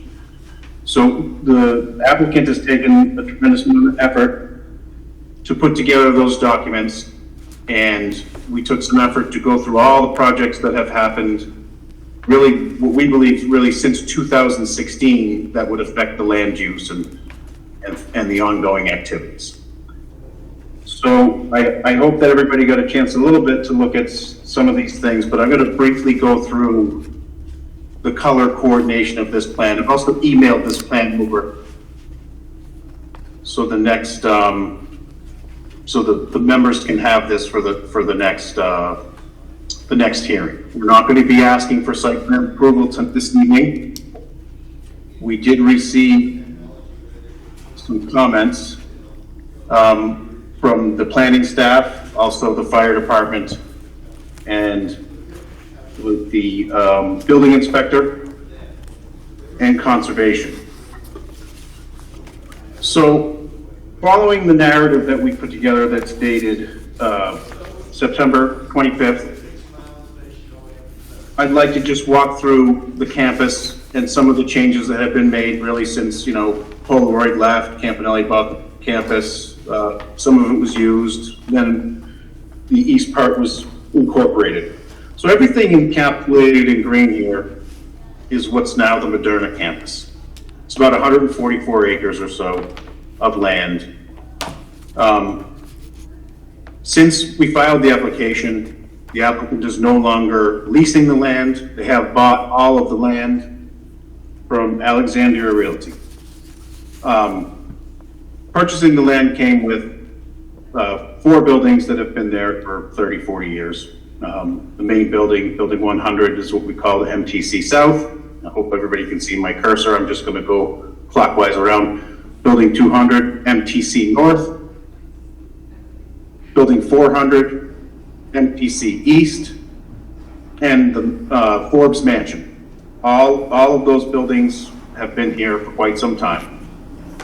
And maybe just working clockwise again, the first building that was occupied by Moderna, which was pre-pandemic, was Building 100, shown on here, MTC South. Back in 2016,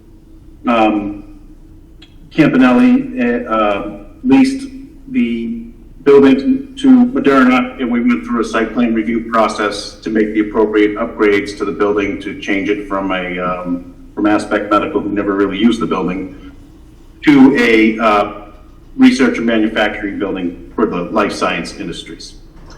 So the building that's colored kind of in the orange was permitted in 2016 to be reused. Parking lots, loading, some minor changes were made.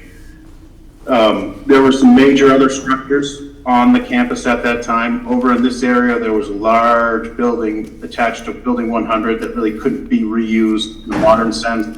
And there was also a big power plant that made steam for the whole campus in this area. So that was our first involvement with Moderna on this campus. And since we're on this site, I'm going to zoom in because they're all different lots, although they all work together in the zoning district. So original Building 100, 2016-17, site plan review was filed, and a bunch of upgrades were made. Some security gate entrances were constructed, and this particular lot was fenced in at that time. Fast forward to 2023, we came in for the security project where the changes within this lot were proposed to be a gate on this side and a gate on that side, and there really weren't many other changes to the building than that. So what we have also colored here is some of the things that happened in between, and this probably would have been in 2019, 2020. In the middle of the pandemic.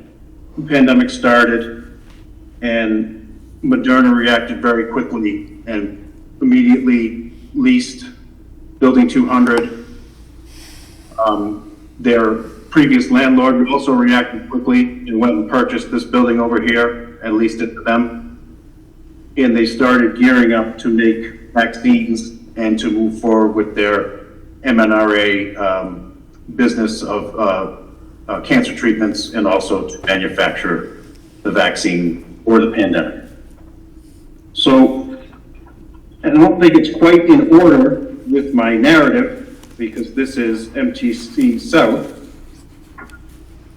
where we listed the projects, and I'm just going to kind of quickly go through the colors, what we see here. These lighter colors were building additions that were added that were not made to go through the site plan review. There was an addition up here. This was in the middle of the pandemic. Small addition over here. This is a roof canopy. I call it a building. Some people may not, but it's open air underneath, but it houses equipment on the roof. These other buildings that are in this greenish color are modular trailers. This lowest one here was actually used for office, accessory office space. This smaller one here is a construction trailer. This one also here is a construction trailer. I understand that the construction trailers will soon be gone, and this actual modular building will be removed this spring as well. And then this will revert back to a parking lot. There was a parking lot here always. And so that's it. So moving along with the color scheming, building 200. The purple color that you see up here, you saw down this way, were improvements associated with what we called the security project when we applied to do two things: put a perimeter fence around the whole place, make some minor changes around the entire campus, and install security cameras throughout all of the parking lots. So that we did come to site plan review about 2 years ago, a little less than 2 years ago, we got our approvals for that. And so building 200 had another change in 2020, where the loading area was expanded slightly to have some trash compactors, some loading docks, and a new generator. That project was not requested to go through site plan review. Similar timing, these two temporary trailers went up in about 2020, I think, maybe 2021, where the two trailers that sit between the two buildings went into the parking lot. We did do a site plan. We had comments from DPW to sewer, but they did not go through site plan review. And technically, they changed parking spaces in a parking lot with more than 10 spaces, so maybe they should have. Just moving around the campus, I'm going through all the projects. Small project associated with the security was to remove an old bus stop in this area on that lot. Continuing around the campus, this is building 400, what they call MTC East. There's a lot of work done to this one. The purple areas, again, this is all things associated with the security project. 2 security kiosks were installed. The access and circulation was rearranged in this area here. And a truck route was created along the north to get to the loading areas down over here. So that's the security project. The biobanking project was right here. This went through site plan review with the planning board. You've had an improvement to the building, expansion, and all the land the immediate land around it was improved with roadway access, pedestrian access, and new landscaping. This part in the back here is what is called the Fire Road project. The Fire Road project was a few years ago. The fire department requested access drive along the back of the building. It was originally proposed to be grass paved area. There's been some ongoing discussions, and subsequently it's been paved and constructed with pavement per request of the fire department. So this is also part of the consolidation of the campus. There was another project in this area that Moderna called Fill Finish. They had to kind of expand this loading dock, add a loading dock over here. They added a transformer and some other utility work here. In this area, the pavement was expanded and they removed a walkway system that they didn't feel they needed anymore to compensate for the added pavements. This is detailed impervious area schematic within the supplemental narrative dated January 8th, 2025. So this project, I don't know if it needed to go through site plan review because it didn't really put any parking, didn't add any building, but it's now combined into a comprehensive site plan, the improvements that are there. I think 2023 or so, these, one of the trailer was moved from over here to this one, and a new one was purchased, and those went in. We did work with the building inspector to obtain the building permit. We worked with the departments to connect the buildings to the sewer and the water and everything else. However, it did not go through site plan review, and it was placed in a parking lot, changing the parking lot, which would have required site plan review. So these 2 trailers are in. Another project, which was the big one for Moderna and future expansions within Moderna, was to provide a new electrical service to building 400, which came from down the street all the way up, around, and to the new transformers. So that is to upgrade the old office building into a modern manufacturing building and research science building. And in addition to that was a whole slew of car chargers. That was another project. I'll zoom in a little bit. The EV car chargers are all located new ones, or the newest ones. There are car chargers throughout the campus, but this was an actual project of its own to have new transformers and everything and put those in. So in a comprehensive manner, what the applicant is doing at this time is documenting everything that is at the campus so that proper permitting can be done for any projects in the future. I believe that's consistent with the Norwood zoning bylaw.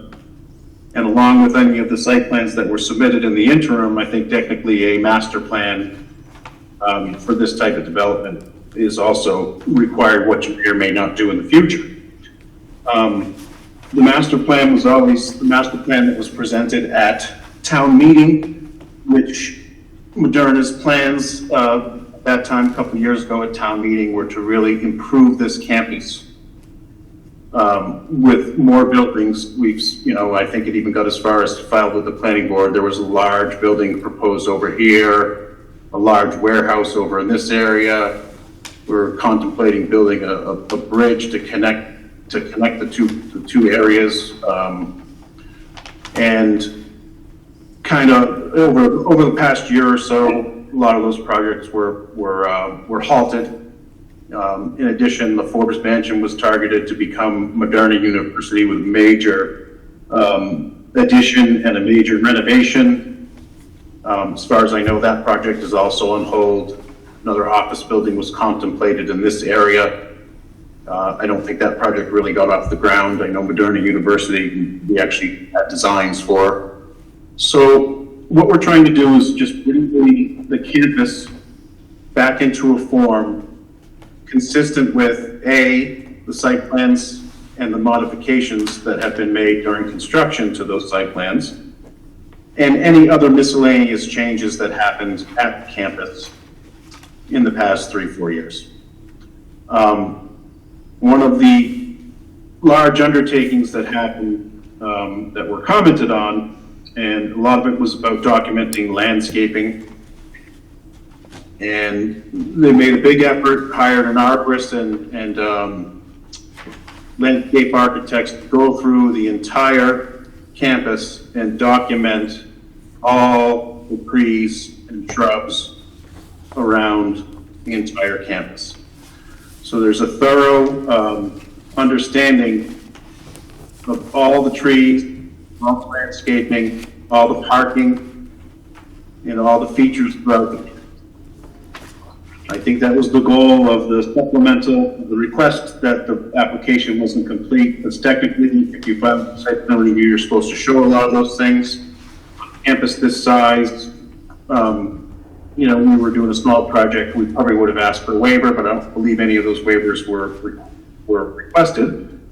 So Moderna brought on Bartlett Tree Services, and they did a comprehensive catalog of the whole place. I think some of that came up because Moderna's been maintaining the campus for quite some time now, and they had probably took some liberties to remove dead trees, plant new trees, install some updated landscaping at door entries where they're having visitors, so they want it to look really nice, and some of those things didn't go through any permitting. They were just done, and I think that is probably what brought the staff to say, hey, let's get a handle on what's there now, because we don't want them cutting any more trees down without planting new ones, and etc. Yeah. So, Dave, for one point of clarification, the tree inventory and the shrub inventory was only for the maintained areas. There's quite a bit of unmaintained forested area that wasn't really investigated. Right. Thank you for clarifying that, Josh. Yes, they didn't go into the woods. They just did the manicured areas. So we got the application completed, I think, in January. We're now here in February. We have received some comments. One from the building inspector dealing with ADA parking. The campus as a whole has plenty of ADA parking. We're going to relook at how it's dispersed throughout the campus, and if there are any further improvements that need to be made, we will make them and present them on a plan and coordinate that with the building inspector to make sure we're all on the same page. I've done a cursory review of the buildings and their requirements and their demands. And in a cursory manner, I feel that Building 100, once this building is removed, will comply. When they put this building in, there's actually 4 ADA stalls in this parking lot over here that we reconstructed in 2017. Now, they're not really accessible at this time because public is not allowed to park over there. It's just construction. This area here, for these 2 modular buildings, there isn't any ADA parking. When the buildings were originally put in, everybody said they're accessory to Building 100, and everybody comes out the walkway systems and accesses the building. There are ADA ramps to get into the building. There just isn't any parking. When we sit down with the building inspector, we will probably propose 1 or 2 handicap stalls right in this area here. We feel that Building 200 is fully compliant. If Building 400 is fully compliant, these trailers are compliant.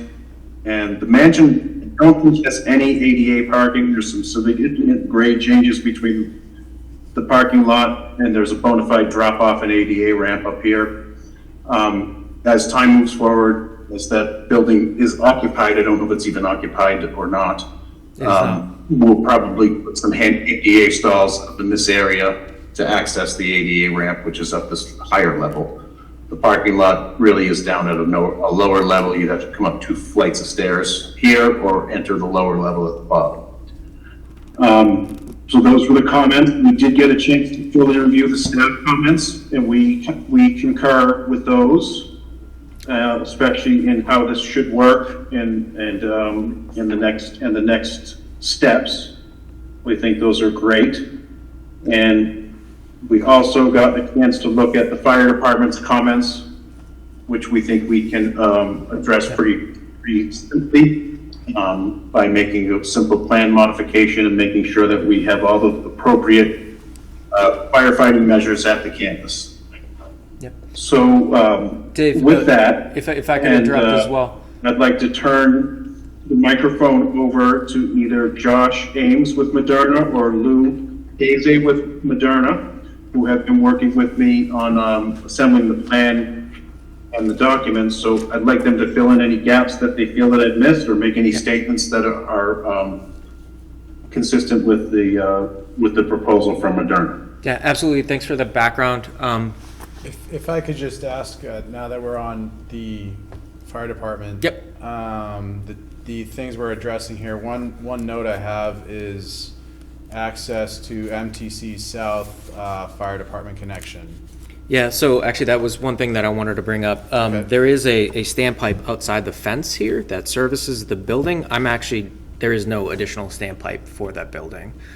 So we need to work with the fire department to understand what they're referring to, because there is no additional standpipe.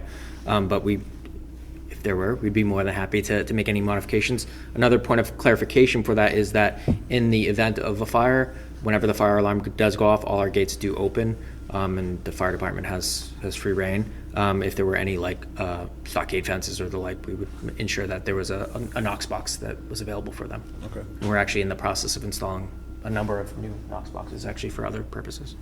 Another note here, I have proposed signage on pedestal fire department connection near MTC South. Yeah, that's the one that's outside the gate, right down near, yeah, there you go. If you look at the screen up here, it's a little bit more north than that, but in that general vicinity. He's going in. There you go. Actually, pretty much where this blue circle is, somewhere place around here. There's an external to the gated area. I think the comment here that is most sort of apropos is just indicating what building that serves. There's only one building there, but I think that's a very valid point to add an additional set of signage there. So it is marked as an FDC currently. Okay. And we went over, kind of touched on the revised parking tables to go per building, not per campus, I guess. Yeah, I would also like us to sort of work with the building department to understand we are far over what we need in terms of spaces. And, obviously that increases the amount of of handicap parking. Some of these, like Lot 3, I don't know if you guys have, to the west of the Building 100 on the screen, is really for contractors. It's not accessible by the public, and it is quite far from Building 100. It is an accessible pathway from there, but again, we would be directing people that needed assistance or accommodations for employees to lots 2, most likely, and potentially lot 1. But I think the comment in mass is, again, very relevant, and we look to remedy that. I mean, Moderna prides itself on being a very, inclusive organization, so for sure. But some of the other lots, Lot 5, for instance, is quite far from the entry. We wouldn't be putting handicap parking there. It wouldn't make sense. Right. We could accommodate potentially more in Lot 6, but likewise in Lot 8, again, that wouldn't really make sense as it's too far from Building 400. Lot 11 has accessible parking currently. Lot 12, again, we're actually not even using that lot for any parking. It's for mostly storage at this point. So again, we will work with the building department to see what's sort of most amenable to him. Yeah. Right. I think when they say lot, it means the building lot as opposed to each parking lot. So we're going to make sure that each building within each lot complies with ADA, and we're going to make sure that each building is accessible. Yeah. I mean, Great. yeah, and not to backtrack what Dave said at all, but given the sort of simplicity of a lot of this and what we would do, I would be more than amenable to putting these in any of the conditions of approval if that was more streamlined for you guys.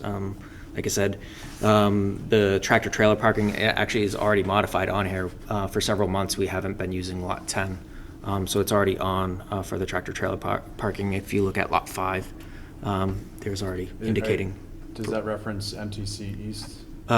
So originally that was Lot 10. The building inspector was saying that there was tractor trailers parking there. We actually identified the same problem, even just aesthetically. So those are all moved over to Lot 5. There's no more tractor trailer parking in Lot 10. Just curious, Thank you. when you're fully staffed up there, you have 2 shifts though, right? Yes, we have 2 shifts. So But that's why some of them will be 3, but the manufacturing at Building 100. So will there's be some overlap, then you need to, I mean, if you're fully staffed, how much of those parking spaces do you use? This 80%? 2,500, we only use about 20, 21. So this- I'm sorry, what? maximum, Yeah, yeah. that's max. 2,100 maximum. Is what you use? Yeah, there would be no possibility. And of how using many more. roughly you got? You got, 2,500? oh, so you're only, okay, you're only like 400, all right. But that's if everybody from all the shifts were there. Yeah. Like, I mean, Yeah. it's lots 5 is almost always empty. Lot Like it's- yeah. 6 is almost always empty. Lot 8 is largely empty, and for the past year has been a construction laydown area with no sort of impact. Half of lot, we'll say a third of Lot 3 as well. So we have a glut of parking, which is a good problem to have sometimes. We also have a lot of movement between the buildings that requires sort of additional parking, at times between the buildings, so. Okay. And hopefully there'll be a new construction project, and we'll be able to use some of that excess for construction parking logistics as well, so. Yep. For the future. So, Josh, that was great summary. And sort of actually to go full circle on the previous comment around the comprehensive plan, it is actually really quite part of what we want to do. We want to be good neighbors, good business within the town. We're in active conversations around potential conservation easements on some of our property. The select board is going to be at campus Friday talking through this, and if there was any input that the town would like from one of the larger organizations regarding the comprehensive plan, we'd be more than happy to do that. Great, that's much appreciated. All right, a couple other things here. We talked about landscaping. Yep. Impervious and drainage changes. Can you just touch on that a little bit? We had some. I can. Thank Let you. me bring up. I have the, Yeah. the agenda. I don't need that. And I so- had I was gonna open my, January narrative. Oh, there it is. It's in PDF. And in sort of anecdotally speaking, you know, we were actually quite disappointed to have to change the fire road from impervious to pervious, but we weren't able to maintain it in a way that was suitable for the fire department, so that was unfortunate. Joe? So in the questions of impervious area, what we tried to do was kind of go back in time to what the campus looked like prior to Moderna moving in. As I had stated at the beginning of the presentation, there was a large building attached to MTC South. There was a large power plant, a bunch of pavements around it. And when we came in for that particular project and the projects before, we definitely purchased the land from Polaroid. There were multiple drainage improvements made to bring it up to current standard, water quality devices, some dispersed groundwater recharged areas. And we kind of continued everything that's been in our control. We've continued to offer those and make those improvements, including on the security project in an area where we couldn't remove pavement, we had to add it like the drainage system. Remainder of the security project, any pavement that needed to be added was mitigated by removing pavement. In the beginning of the security project, we were removing lots of pavement, an acre or so. And, you know, as time moved forward, Moderna is a big organization, a lot of people looking at things, and as you're hearing in this conversation that we're having is, you know, decisions are made and changes are implemented. Not too much different than the, you know, tractor trailer parking. They realized we got to move that somewhere else, where we thought that we wanted it up at the other area, but as time goes forward, things change. So what we tried to do is document that even though, I'm going to minimize this a little bit, if you read the narrative, it sounds like Moderna's done a whole lot of stuff up here. But when you really look at where the projects were done, most things were done in parking lots that were already there. And improvements that were made to expand paved areas, we're able to take some out, like the bus stop. And, you know, when we put these mods in, those went in the parking lot, this one went in the parking lot. This building expansion, I believe, that was done by, I saw the plans by PAR, there was drainage connections made. So in a nutshell, I think we're still in the scope of, you know, within a small percentage of the impervious that was there, you know, before Moderna did anything. We haven't really expanded it very much. And they've made a lot of improvements to make it that far as well.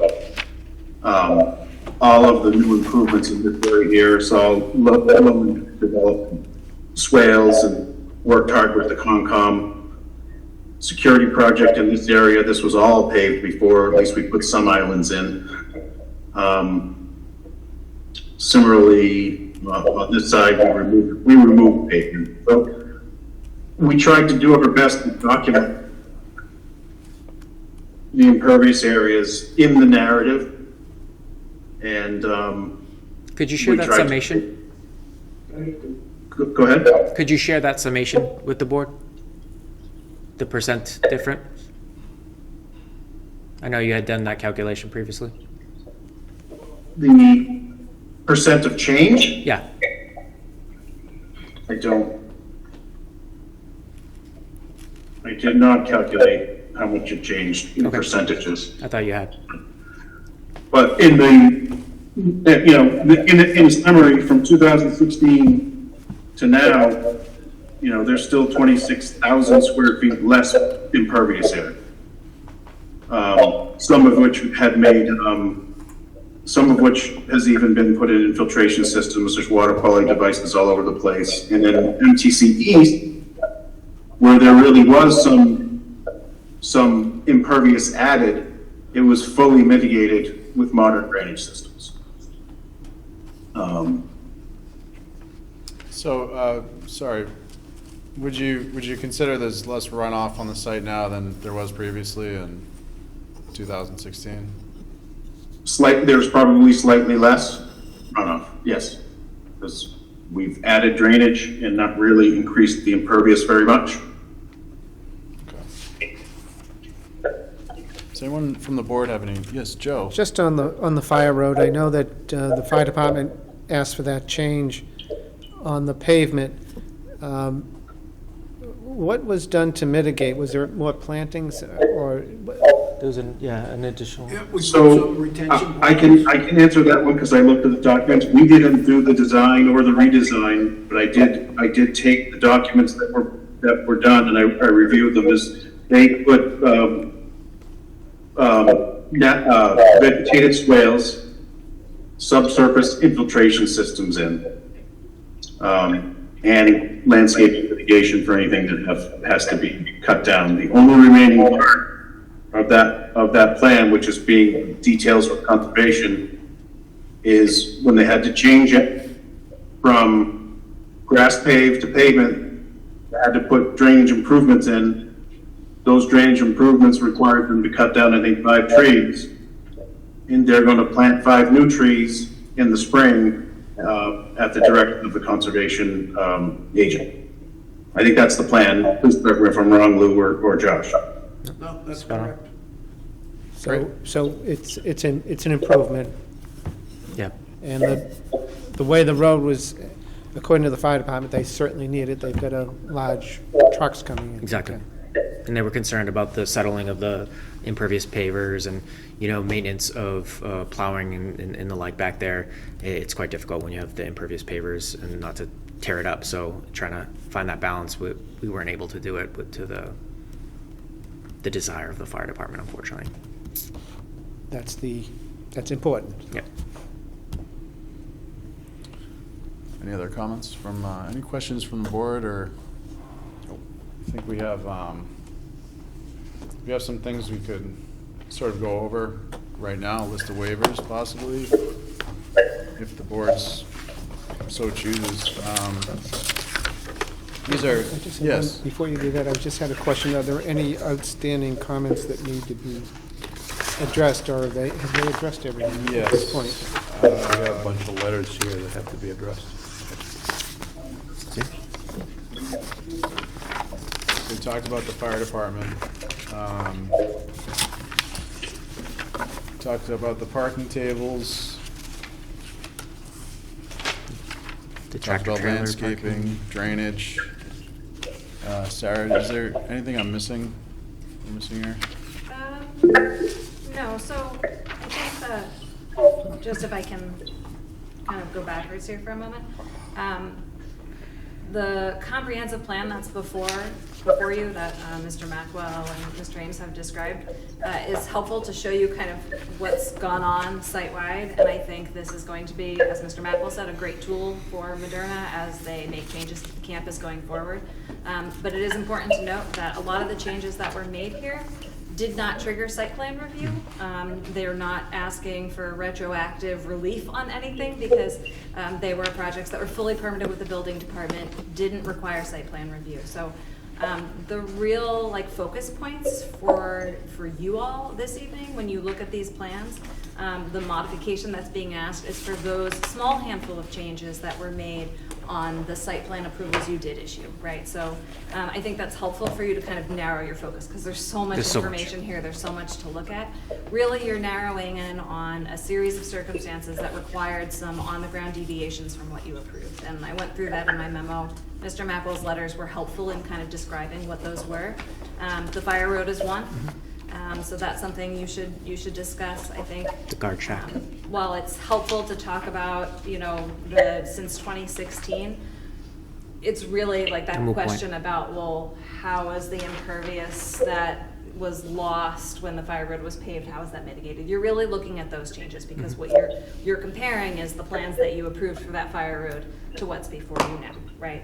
A couple of other changes that were made that are not consistent with the approved plan that do require your attention.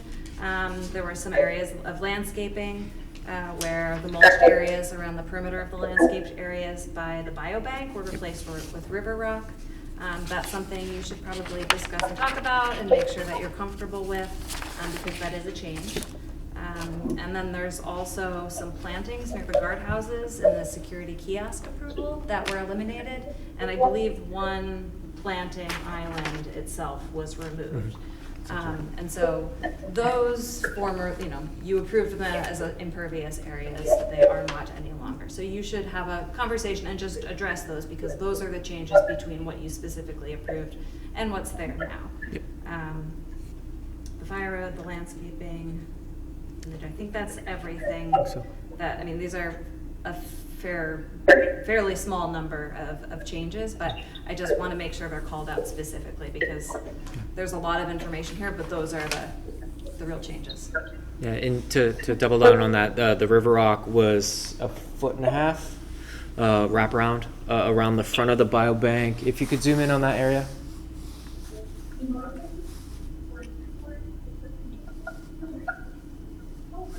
So if you see the purple area as it wraps towards the front entrance, that whole corner, because we were getting runoff, so we wanted to infiltrate that a little bit better. The plantings that were approved, the actual plantings, were moved back and kept. Just the mulch area was lessened. So that was one area. The other area, one of the, actually at the H2 kiosk, am I getting that one right? Yeah. The plantings in the grassed area there was removed so that the security guards could, in inclement weather, get out and not slip on ice or mud or anything to the like of that, which did go to Conservation Commission as well, but I don't think it was included, or it wasn't included here. And it was 2 gates. It was both gates. H1 and 2. So both of those areas for the same reasons. And now, what was it? And then the fire road, which we just talked about, which was at the behest of the fire department. Yes, Joe. I'm glad that you've clarified that they're not asking for forgiveness for the changes they made, that it was... For the whole campus. Yeah. This was permitted. Really, the few changes that were made that were not consistent with the approvals are just those few we've talked about. And the River Rock, that's an improvement so that it replaced wood chips? Wood chips and mulch and... Yep. And the purpose for that is not to block, so it doesn't block up drainage? Yes, drainage, because the pitch is a little bit too intense, so heavy rains, it was washing out the mulch and getting in the storm scepters and everything else, so it improves the drainage and improves the retention of the mulch. And the River Rock doesn't go anywhere, for the most part? Hopefully. Hopefully, okay. Debbie, I see your hand raised.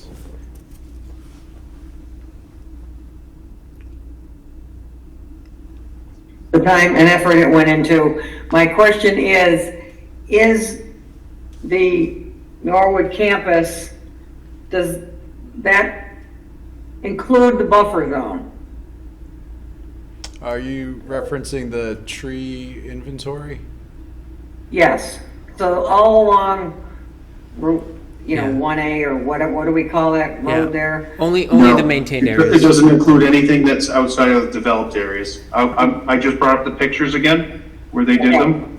Yep. So this shows the sheet. So the forested areas weren't inventoried at all, because there's thousands and thousands of trees in there. Okay, so I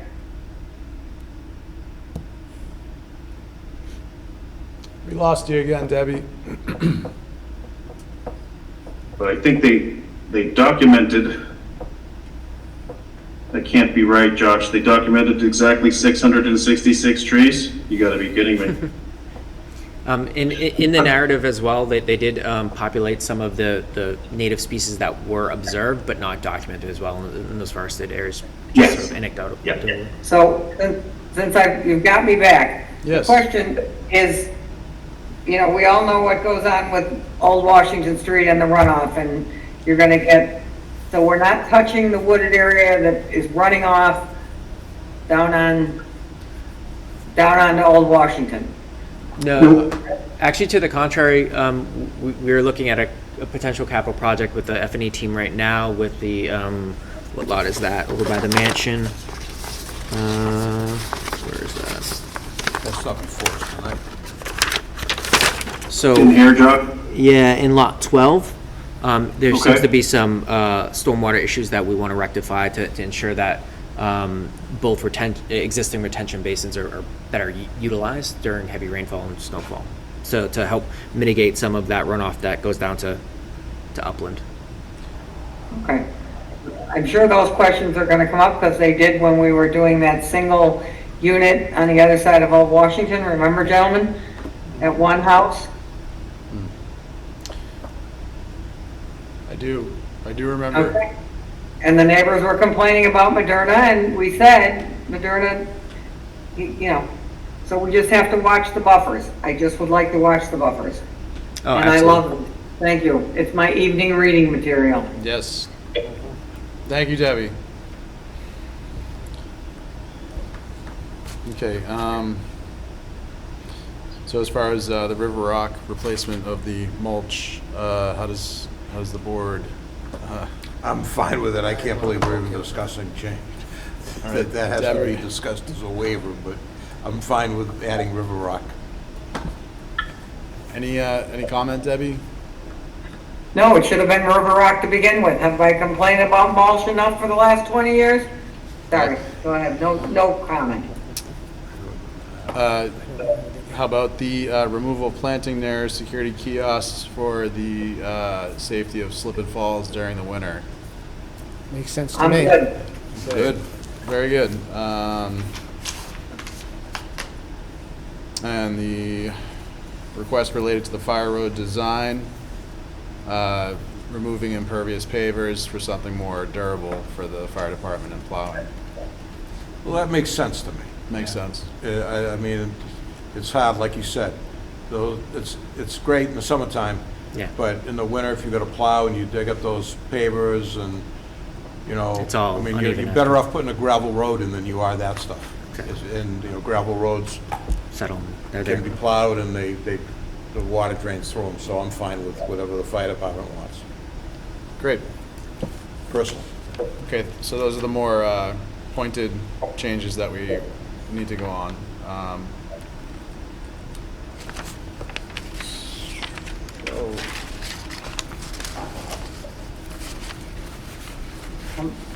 So we have a couple suggestions for voting on some waivers as of now for, So my recommendation is to take a vote tonight on the waiver requests that were submitted just for application requirements.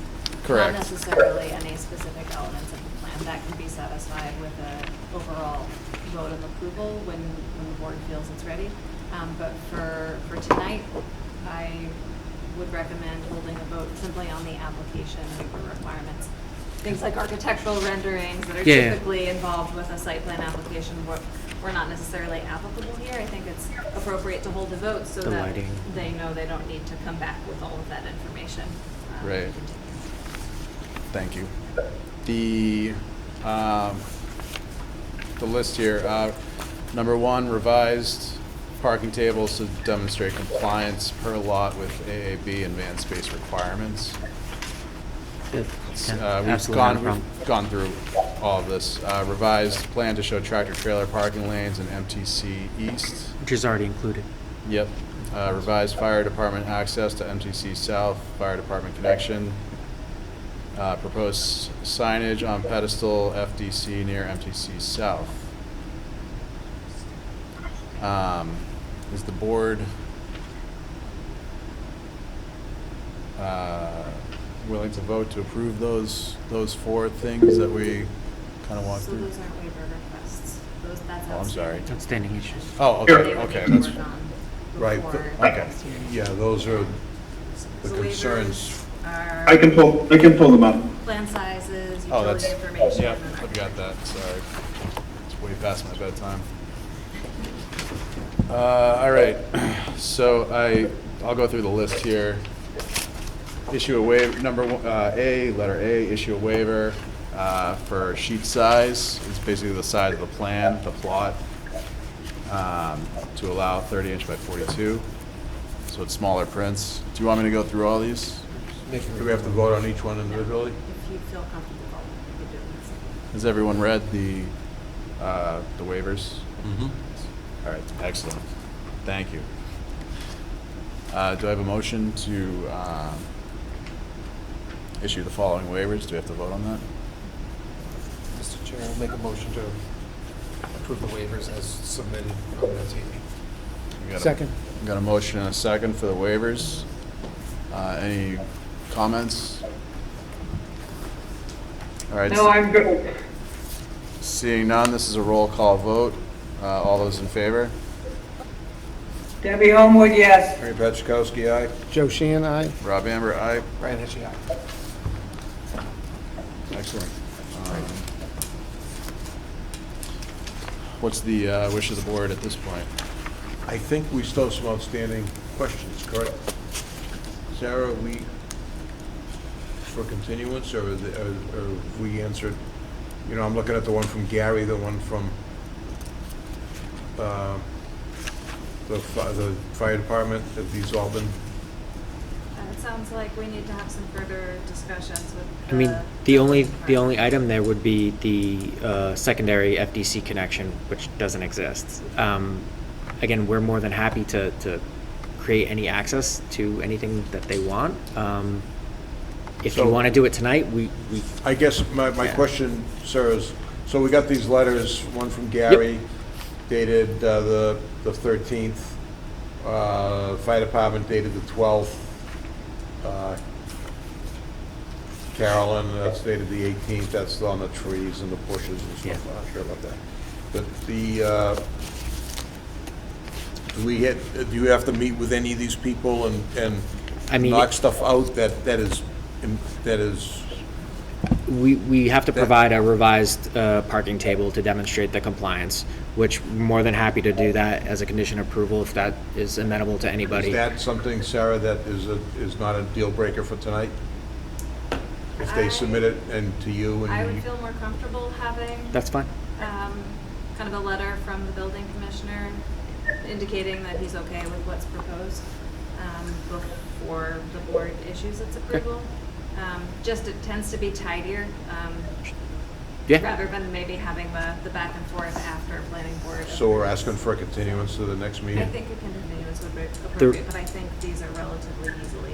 Yeah, I mean, there's a sign here, there's talking to the fire department about the Mystery FTC, South FTC, and we already provided the tractor trailer parking, How much time do you think you need?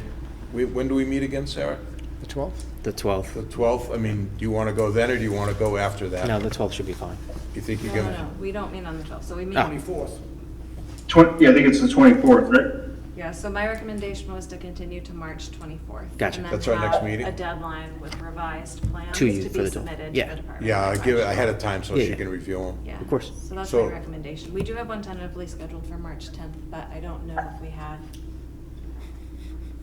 enough Enough. time. Okay.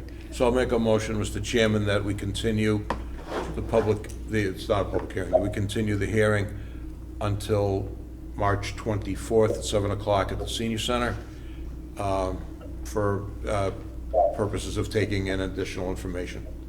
Second? I have a motion and a second. Any further discussion? All right, all those in favor?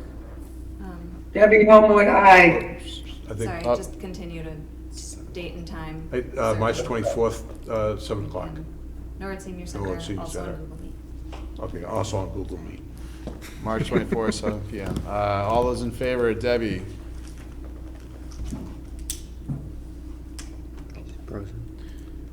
She's an aye. Ernie Petchakowski, aye.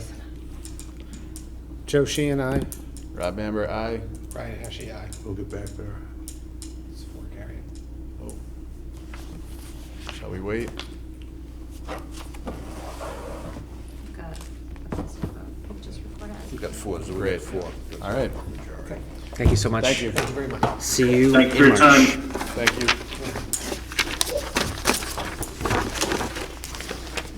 Is she's moving. She was. There's movement. There for a while.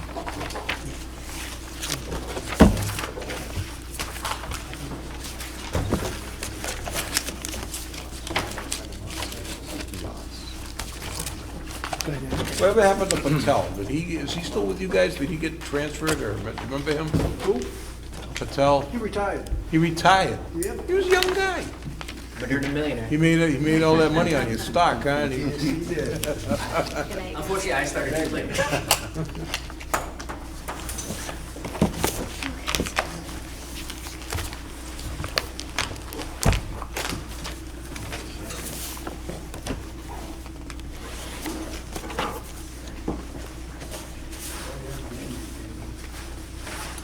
All right, up next on the agenda, floodplain overlay district warrant article revisions.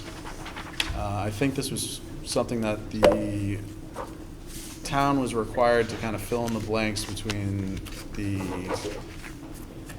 lack of, there's a lot of definitions in there that weren't on some of the other documents from other bodies, I guess. We're kind of doing a stopgap here for the bylaw. Yeah, so the floodplain overlay district is zoning language that exists in our zoning bylaw now. It does periodically need to be updated. The planning board voted back in January to send that updated language to the Board of Selectmen for inclusion on the March special town meeting warrant.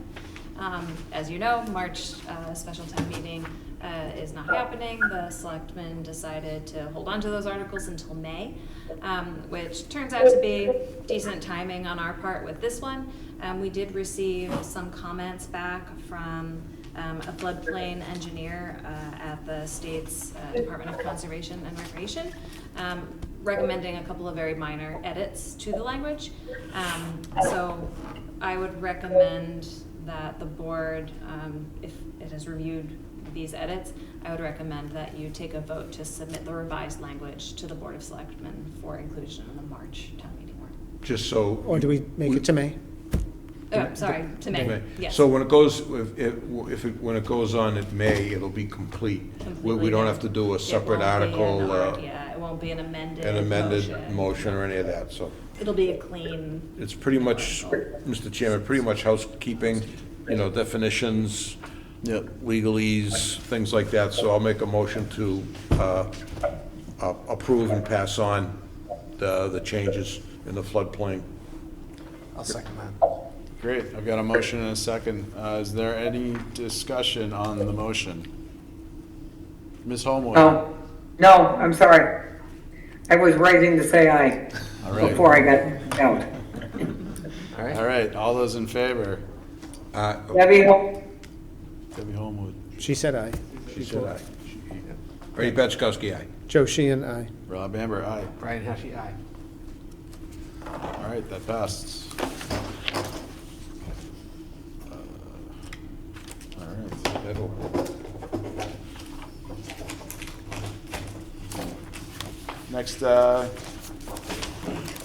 Next on the agenda is correspondence for Meadowbrook Chapter 91 permit. This involves some dredging work that is going on. So this is, this requires no action by the board. This is for your information only, sharing the correspondence that was shared with the board from Stantec on this. The engineering department filed a Chapter 91 dredge permit application with Mass DEP to do some restoration on a stretch of Meadowbrook where it comes up from, it's underground, travels underneath Hennessy Field. It pops up just behind 6th Street near the intersection of Sunnyside and Pleasant and runs back that way. So they're doing some restoration down there. They had to file for this permit, and part of the agency notification process for these Chapter 91 permits. Stantec is the firm that they're working with, provided notice via certified mail that this permit was filed. They're obligated to provide you notice of this work. You don't need to take any action on it, but we've included it in your packets so that you, so that there's a record that it's been provided to you. Great.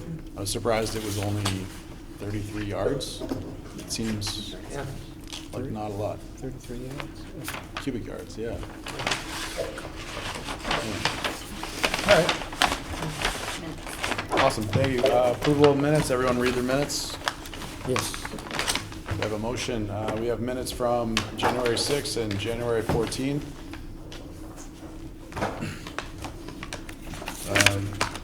Everyone have a chance to read those? Make a motion to approve. Motion to approve. Second? Second. Any comments? No. Nope. And Roll call vote. Debbie Homewood. Debbie Homewood, yes. Mary Petchakowski, aye. Joe Sheehan, aye. Rob Amber, aye. Brian Heskey, aye. All right. Make a motion to adjourn. We got a motion. Do I have a second? Motion and a second to adjourn. All those in favor? Aye. Debbie Homewood, aye. Mary Petchakowski, aye. Joe Sheehan, aye. Rob Amber, aye. Brian Heskey, aye. All right. Great. Thank you. Good night. Good night, everyone. Good night. Good night. Take care of your